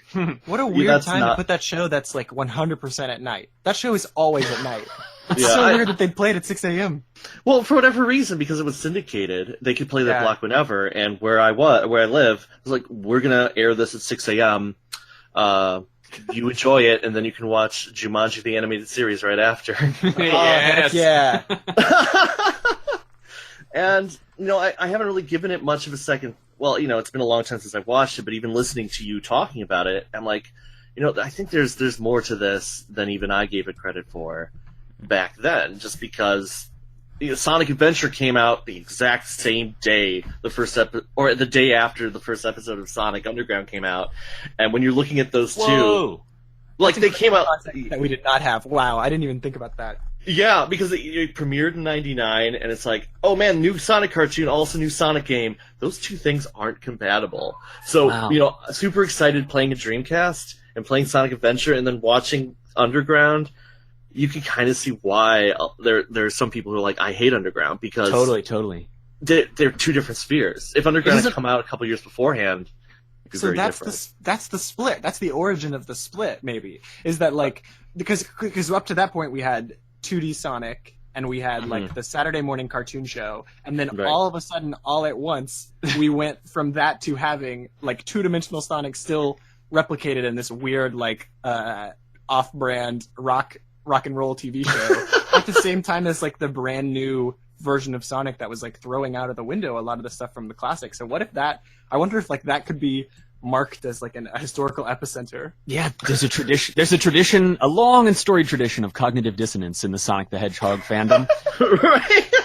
and continuing to this day. All right. Oh, and also, I am 100% behind your Uncle Chuck theories. Chuckgate, hashtag Chuckgate. Hashtag Chuckgate. Thank you. The truth I will love out. it. I do. I love it so much. Right. Well, thank you so much, and thanks for asking us about it. Yeah. We are going to go... Welcome back, Nicole. And we are We back... missed you so much. Right. Did you like run off and have an adventure? It was more just my internet kept dying, because Virgin Media is great. It's the best fucking internet. I think Nicole is secretly a superhero. That's definitely what it is. She That had makes to go. sense. She had to go fix Let's Sonic go with that. Forces. So, but you're back now, and you're back just in time because it's time to Thanks for play that. our favorite game. It is now, Oh, David. heck. It's our favorite game. Now, for those of you who don't know, David is a lurker, hence his name. He's been lurking all over the internet, and through his lurking, he's picked up a lot of information. That's why David is the source of all knowledge. Isn't that correct, David? That's true. I have an encyclopedia-addict knowledge of Sonic and all of his hedgehog friends, including Knuckles the Hedgehog. And luckily, every week we get to find out a new piece of information with you, David. We get to learn something new every week. But before we do that, I think for the benefit of our guests, we should just show them a bit of the backstory of the creation of David the Lurker. Because I think if you don't have the backstory, then how can you, go ahead in life? Well, I mean, sometimes mysteries are more interesting. Nope, than I don't think just so, play David. it. Once upon a time, there was a lonely, lonely man who had an uncomfortable obsession with large purple cats. He would go about his life, hanging in the shadows, always there but never quite fully present, quietly learning and understanding the world around him. Some people could even call it lurking. Luckily for him, he accidentally joined a super famous podcast about fast mammals, where he could prove to the world his years of hanging in the background had paid off. It's time to play Learning with the Lurker. Oh, it's my favourite part of the week. Yeah! That story has everything in it. I laughed, I cried, I was I was killed and then brought back to life just by that story. Oh, the audience is The audience is loving it. So yes, guys, this is Learning with 'cause I winked at Lurker, him. where we are going to learn with Lurker. How exciting! What we do is today we are learning something about ourselves. Each of us is going to tell David a little fact about ourselves, and then he, for his interrogation, he is going to find out which one of us is telling the truth, because the rest of us are fucking liars. So, David, are you ready to do some lurking and learning today?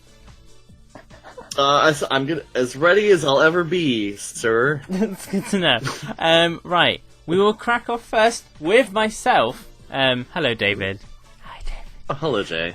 My fact is that I once sold a Mega Drive at a car boot sale, which I guess would be the equivalent of like a yard sale, even though it wasn't working whatsoever.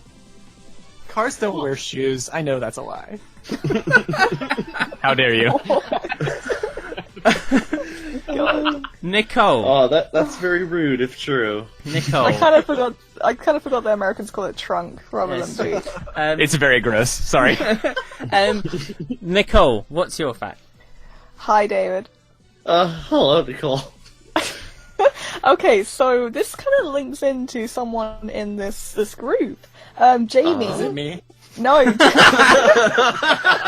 What a turn of Really, I'm events! so sorry. Anyways, Jamie basically commissioned me to do artwork of Amy naked for the Wrecking Ball parody, but I actually never really did it, so he used the Photoshop thing instead. I feel really bad about it even till this day. Easy. That Right. The truth comes out. that seems complicated, but way too simple. Okay, let's continue on. Nick, what is your fact for Dave? Yes. Oh! Hi, David. It's me, Nick. Hi, Nick. I, as a child, dressed as Sonic the Hedgehog for Halloween 6 consecutive years. Oh, 6 years? Yeah. That's more than 5. It was a long time. Statistically, a lot more than 5. Yep. And Caleb, what is your fact for David? The first time I played Sonic Adventure 2 through, I did most of it at a movie theater, on a movie theater screen. Okay, Oh! David. That's pretty cool. Okay. David. Okay. You've heard all Hi. the options. Who are you going to interrogate first? Remembering you do have a time limit, and the show does have to go off air at some point. Right. That's the one thing I always have issue with. Yes. It's time. You think I would get used to it because Sonic has a 10-minute time? Okay, I better continue. All right. You know what? I'm gonna start because I'm so super excited. I should relax a little bit, and I'll start with Nicole because every time I just go crazy trying to interview her because I don't trust a word she says. Okay. Right, we will cue the guessing music. Ooh, guessing music. Ooh. All right. Go for it. Okay. All right. So you said that Jamie tried to commission you to draw Amy naked. He didn't try. He did commission me. Like, he sent me money and everything. Oh, he actually gave you the money. It wasn't him saying, "Hey, could you do this?" And you said, "Oh, I already did." No. That's why I feel so bad about it, because he sent me money, and obviously I refunded him before anyone says anything. I did send the money back. Okay. I'm not a terrible human being. Well, how long did it take you to refund it? I think, like, a month or so. Okay. So there you were, rolling in that dough, and then the guilt caught up to you. It's not like I was planning on keeping it. I realized, like, okay, I'm not gonna get this done, so I'm just gonna refund him and say sorry.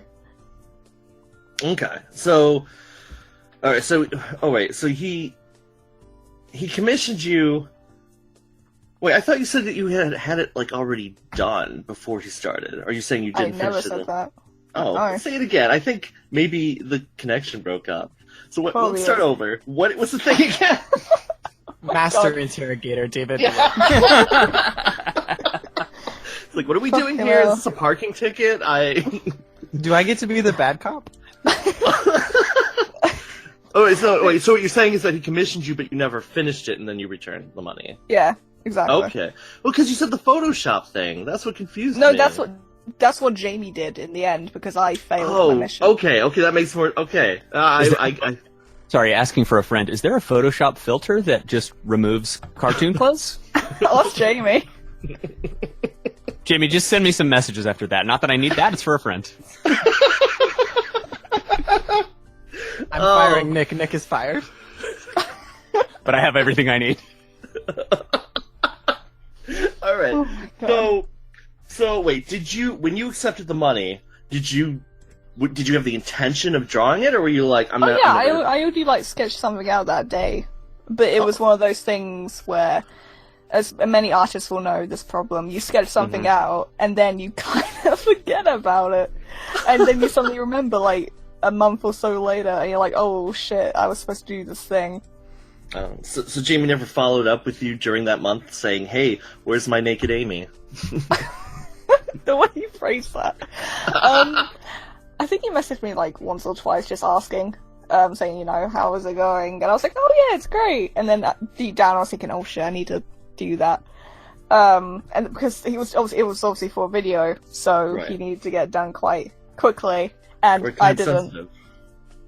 Nobody Huh? remembers who Miley. I said it's time sensitive. Nobody remembers Yeah. who Miley Cyrus is anymore. Yeah, exactly. Okay. So So it was originally going to be a drawing, like, well, after that first day, so you never touched it again? Pretty much, yeah. Okay. When did you reveal this information to Jamie? That you failed in your artistic duties? Like I said, it was about like a month or so after he asked me originally. Mm-hmm. I think it was Was like he- the second time he messaged me again. Was he infuriated, or did he go, ugh? I mean, he seemed pretty okay with it, but I feel like deep down he was just fuming at me. Fuming. Well, I mean, Yeah, Jay is it here. makes me very but- angry. Yeah, I can see some anger building up in that man. Yeah, What does that sound to me? yeah, obviously that's what I said. Okay. So, I think Does JC's this- very nice. I think I'm very nice. maybe you haven't listened to the show. Oh, no, Jamie is very nice. He's a very nice man. I met him in person once. So, so Yay. Nicole, do you still have this sketch? Does it I still think so, somewhere in my files. I wouldn't be able to like send it now because I already have like a lot of sketches and shit. But I would So assume so. I barely clean out my files.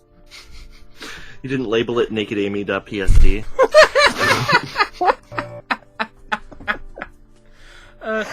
Jesus Christ. That stands for please stop drawing.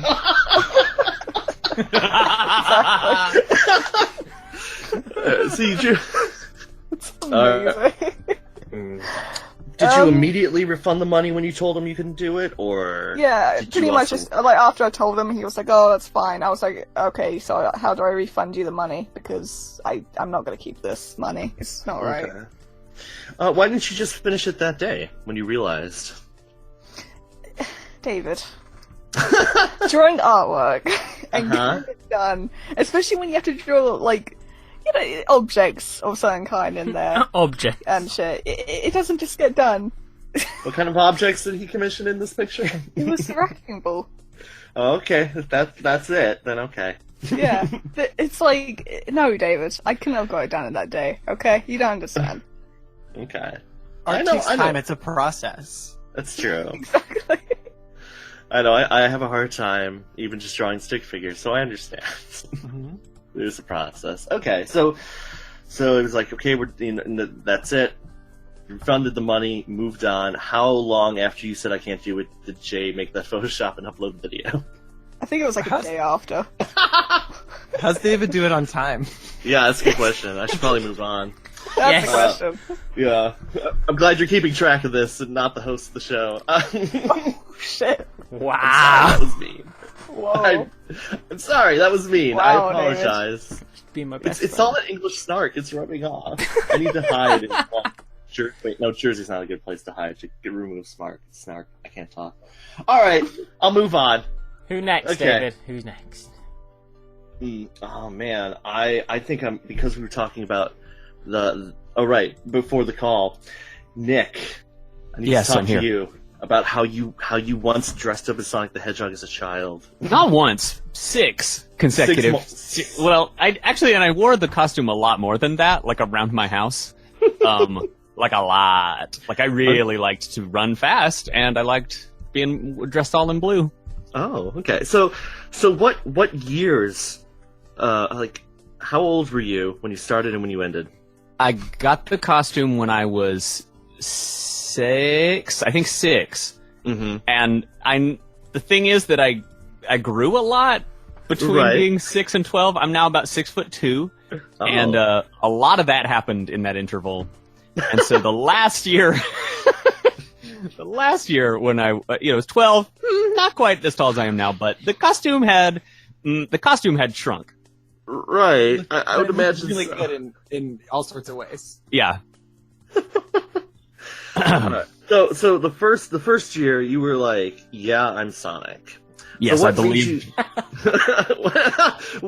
believe. what motivated you to do it? Let's say by year 3 to continue as the Well, Hedgehog.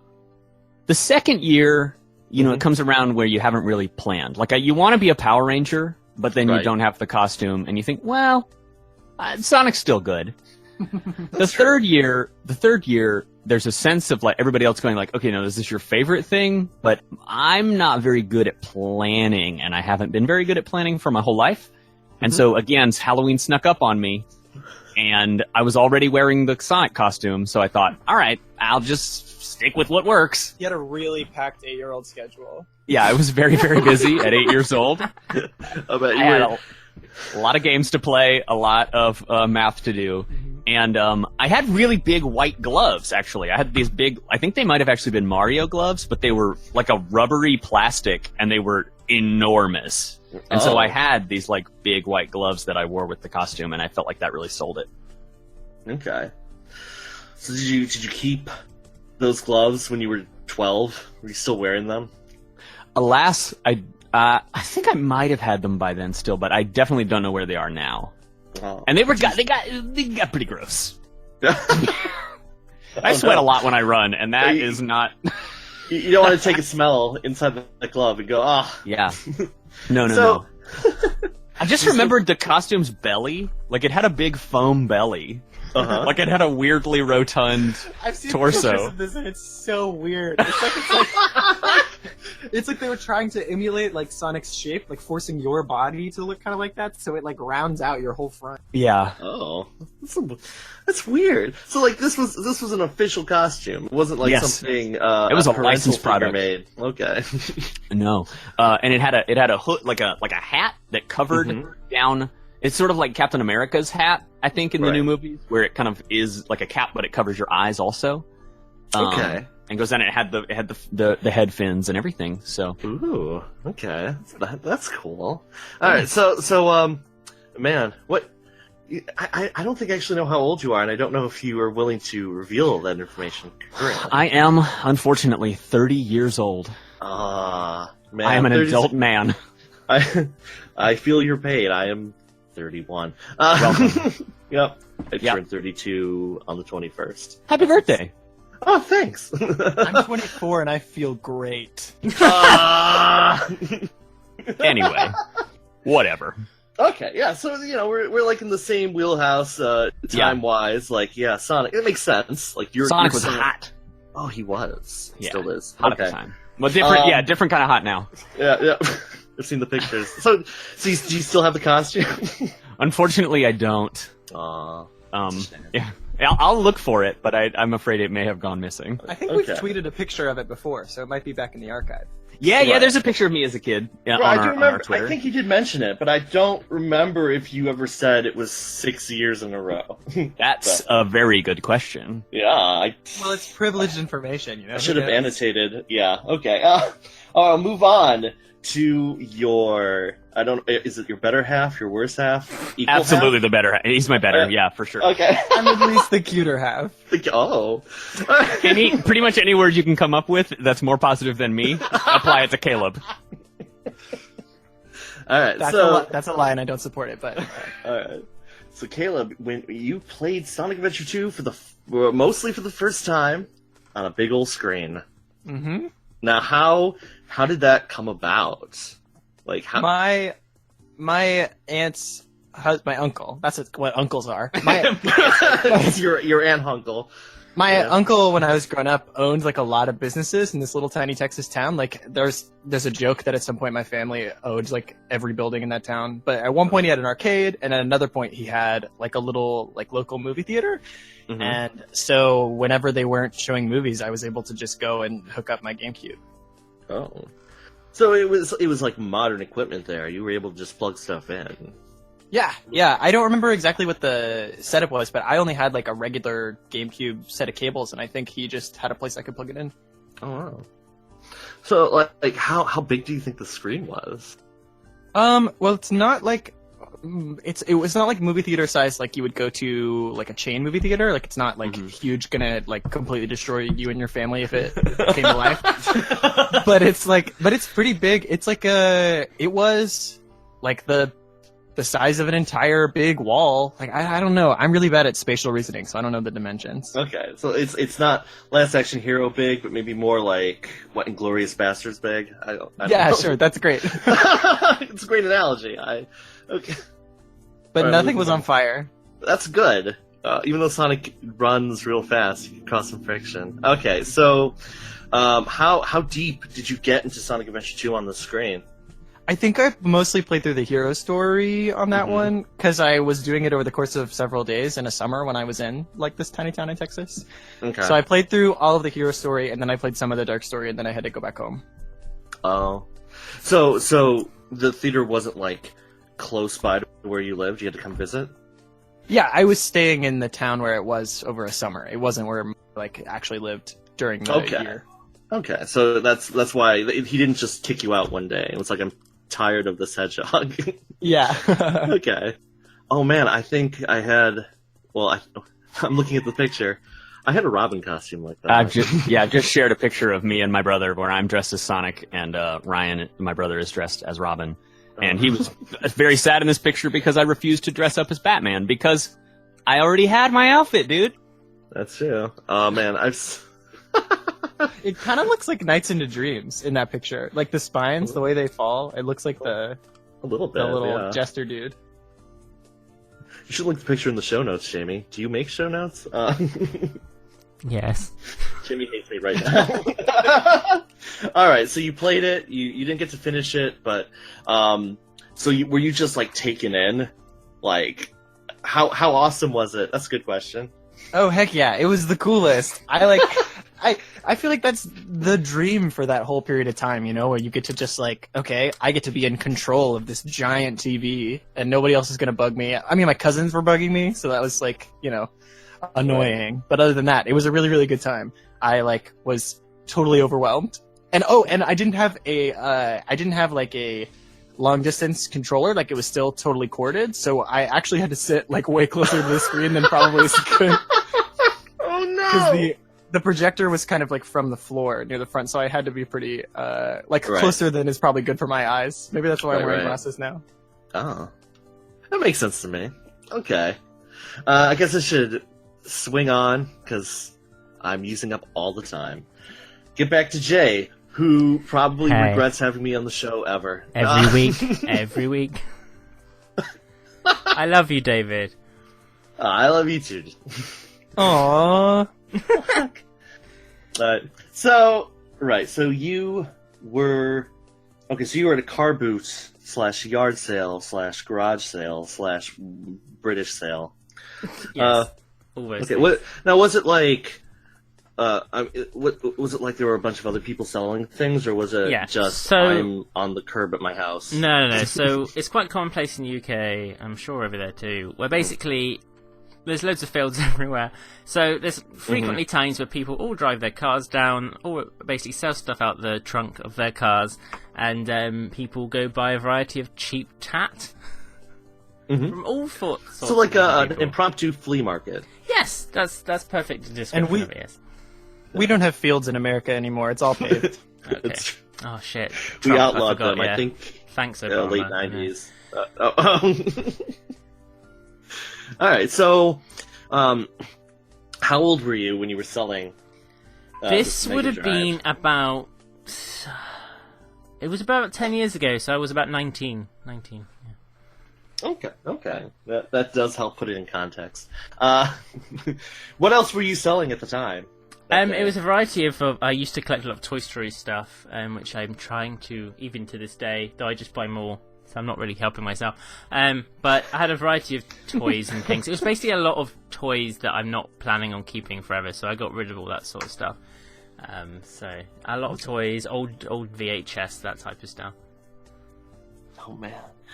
So was this like your original Mega Drive when you were a kid? No, I've gone through quite a few Mega Drives for reasons I don't really know. The original one I had as a kid, I don't know what happened to that, actually. I have no idea. It's in an attic in a parent's house, or it's just in a bin somewhere. I've bought a few since, and unfortunately one of the ones I bought off eBay didn't work, couldn't return it, because the seller was an asshole. Negative feedback. But... Okay, so basically 0 out of 10. And I sort of had it, and it just lingered around, and a bit of me was like, well, I'll see if I can get rid of it. Maybe someone wanted just to have a Mega Drive, maybe there's parts in it, even though there's like nothing inside a Mega Drive, basically. Right.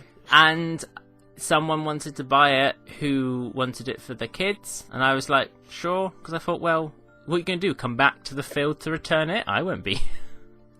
Okay, how much did you sell it for? I think I sold it for like 15 quid. 15 pounds. It's like 15? Yeah. Didn't have a box. Only had one controller. It's like they're not worth as much as you think. Yeah, but it's broken. I'm saying, like... Yeah, but they seems didn't a lot know for a that. broken one. I didn't tell them it was broken when I sold it. Wow, Jamie. Shut up. Listen. Alright, Sometimes so in your youth you make accepted bad decisions. Like, I made many bad decisions. One of them was being a Sonic fan, but we just live by those decisions. One that you continue to do Every this day. day. Oh, I man. never made a single bad decision. Okay, well, good for you. Okay. So, alright, so you sold it, they walked away. How quickly did you drive away after they walked out of eyesight? I stayed there for the rest of the day. I was planning to be there. I thought if they come, because I just didn't. I don't know. They could have come back. I didn't see the chance of them going home, plugging it in, setting up, going, "Oh, this doesn't work." Coming back by the end of the boot sale being done. It's like it's only a morning, early afternoon thing. It's like, so I never heard from them again. But I don't know. I feel bad about it. I've made a lot of mistakes in my life. For those of you who know what I did to get Sonic Heroes as an example, but yeah, that's just what we do. You know, sometimes we do silly things. No, you do silly things. We don't have sex with someone for Sonic Heroes, Jamie. Nicole. I would though. I don't know. We never discussed I that. mean, Doesn't sound like a mistake to me. It's a good game. I mean, But would you have had sex for Sonic Chronicles: The Dark Brotherhood? no, I would not. That's where I crossed the line. I love that game. Oh, really? You've made. Yeah, I haven't actually played it, Chronicles. David, That's focus. What we're talking about. I'm sorry. I'm sorry, it's just there's two very pretty men sitting in the corner, and The live studio audience loves us too. Wait, True. Okay, wait. okay, I guess... What? Wait. Oh no, fuck it. The audience aren't saying. They're doing that silent clapping. Oh. Yay! Yes. Hear them! They're dying! Yes, because you won't hurry up. Come on, Tim. Alright, Jay, Now. so you took the money and you ran, and that was it. Okay, yes. I'll wrap it up. I don't know what else to ask, and I'm killing time. All right, David. Now, who's telling the truth? That's What a he good said. question. Right, because I know Jay's history, and I know the things he's done, but... So I'm on the fence with that one, because either it did happen, or he's like, well, this is something I would have done if I had the chance. Throw it in there. I don't know. Like, anyone who's ever listened to this show before knows I don't understand Nicole. Or anything she You ever... don't understand me. I can't get a read on her. These girls confuse me. What's not to understand? She's a very trustworthy superhero.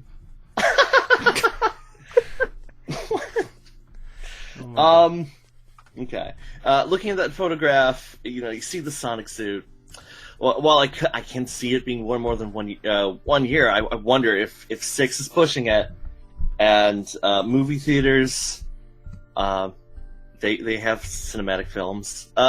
Okay, so this is I'm debating between Caleb and Jay. It's like a flip of the coin. Oh my goodness, the you know audience what? is in shock. Right. Okay. I think I'm gonna go with Caleb. That you indeed played Sonic Adventure 2 on a movie screen, a local one that's smaller than a big one, and you did it because I remember that Funko-Land commercial. Let's go.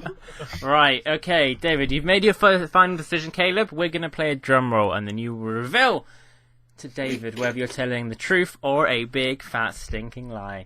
Are you ready? Here we go. I'm so I'm ready. excited.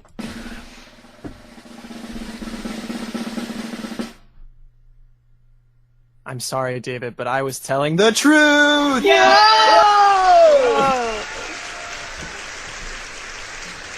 Yes, man. David, it's true. Can you believe? Can you believe? Whoa. Caleb had the best childhood, and you have the best sense of people. That's the reward we get for never making any mistakes. There you No, go. Nick. So you are correct. Caleb did watch that. Nick did not wear that costume 6 years in a row. 6 years. Thank good. I don't I think did- it would have worked after. I did wear it a lot, but not for 6 years. Nicole did not get a commission from me to draw Amy naked for a Wrecking Ball parody because I asked someone else to do that, and they also let me down. So you know who you are out there, and you didn't give me a refund. Oh, shit. And I did not sell a Mega Drive at a car boot sale, despite it being broken. It was a Dreamcast. Which I so- knew was Hey, a lie because wait a cars don't wear boots. You saw the broken Dreamcast, Jamie. Listen, The Boulevard of Broken Dreamcasts. Oh no. Right, guys, what's learning with one, right? Lurker?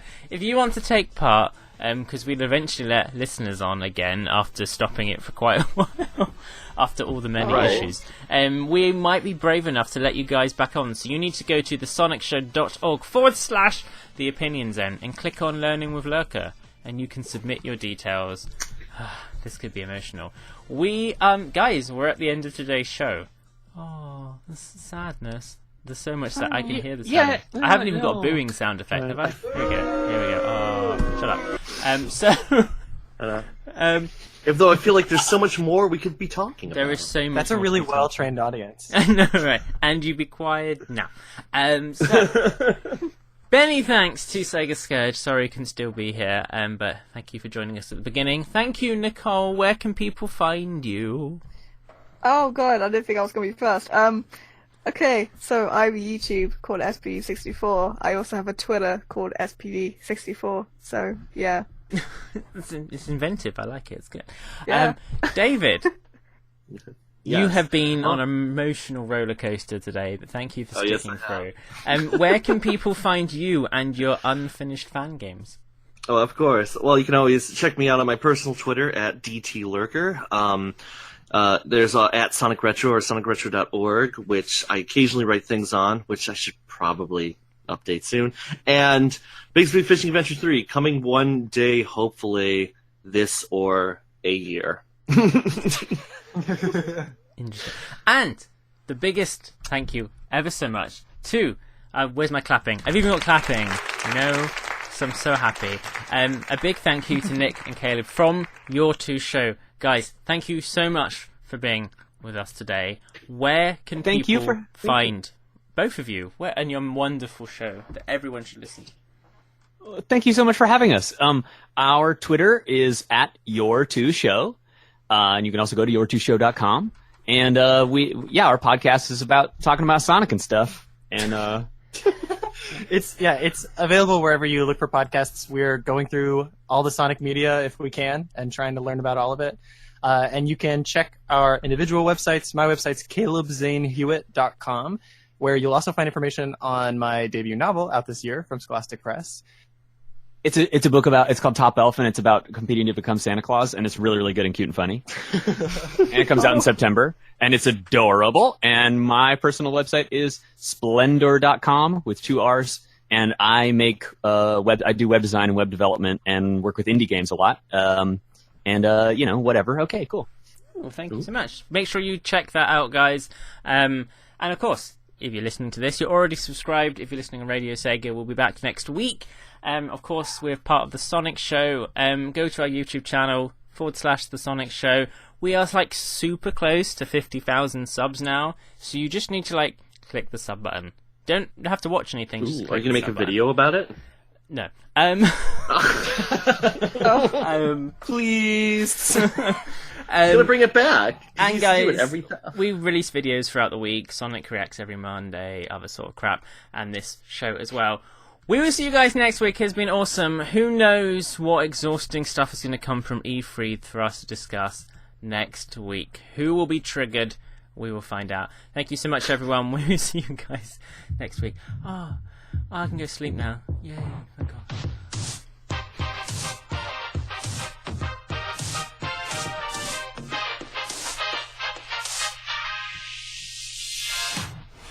You've been listening to The Opinion Zone, brought to you by Audio Boom. Don't forget to check out our page at audioboom.com/channel/The Sonic Show. And leave us a comment. You can also interact with us at any time on Twitter by tweeting @Sonic_show. Until next time, by which I mean whenever Jay can be bothered again. Stay safe and please leave Froggy alone. Come on in, come on, let's go. Hey, yo, it's the Sonic Show.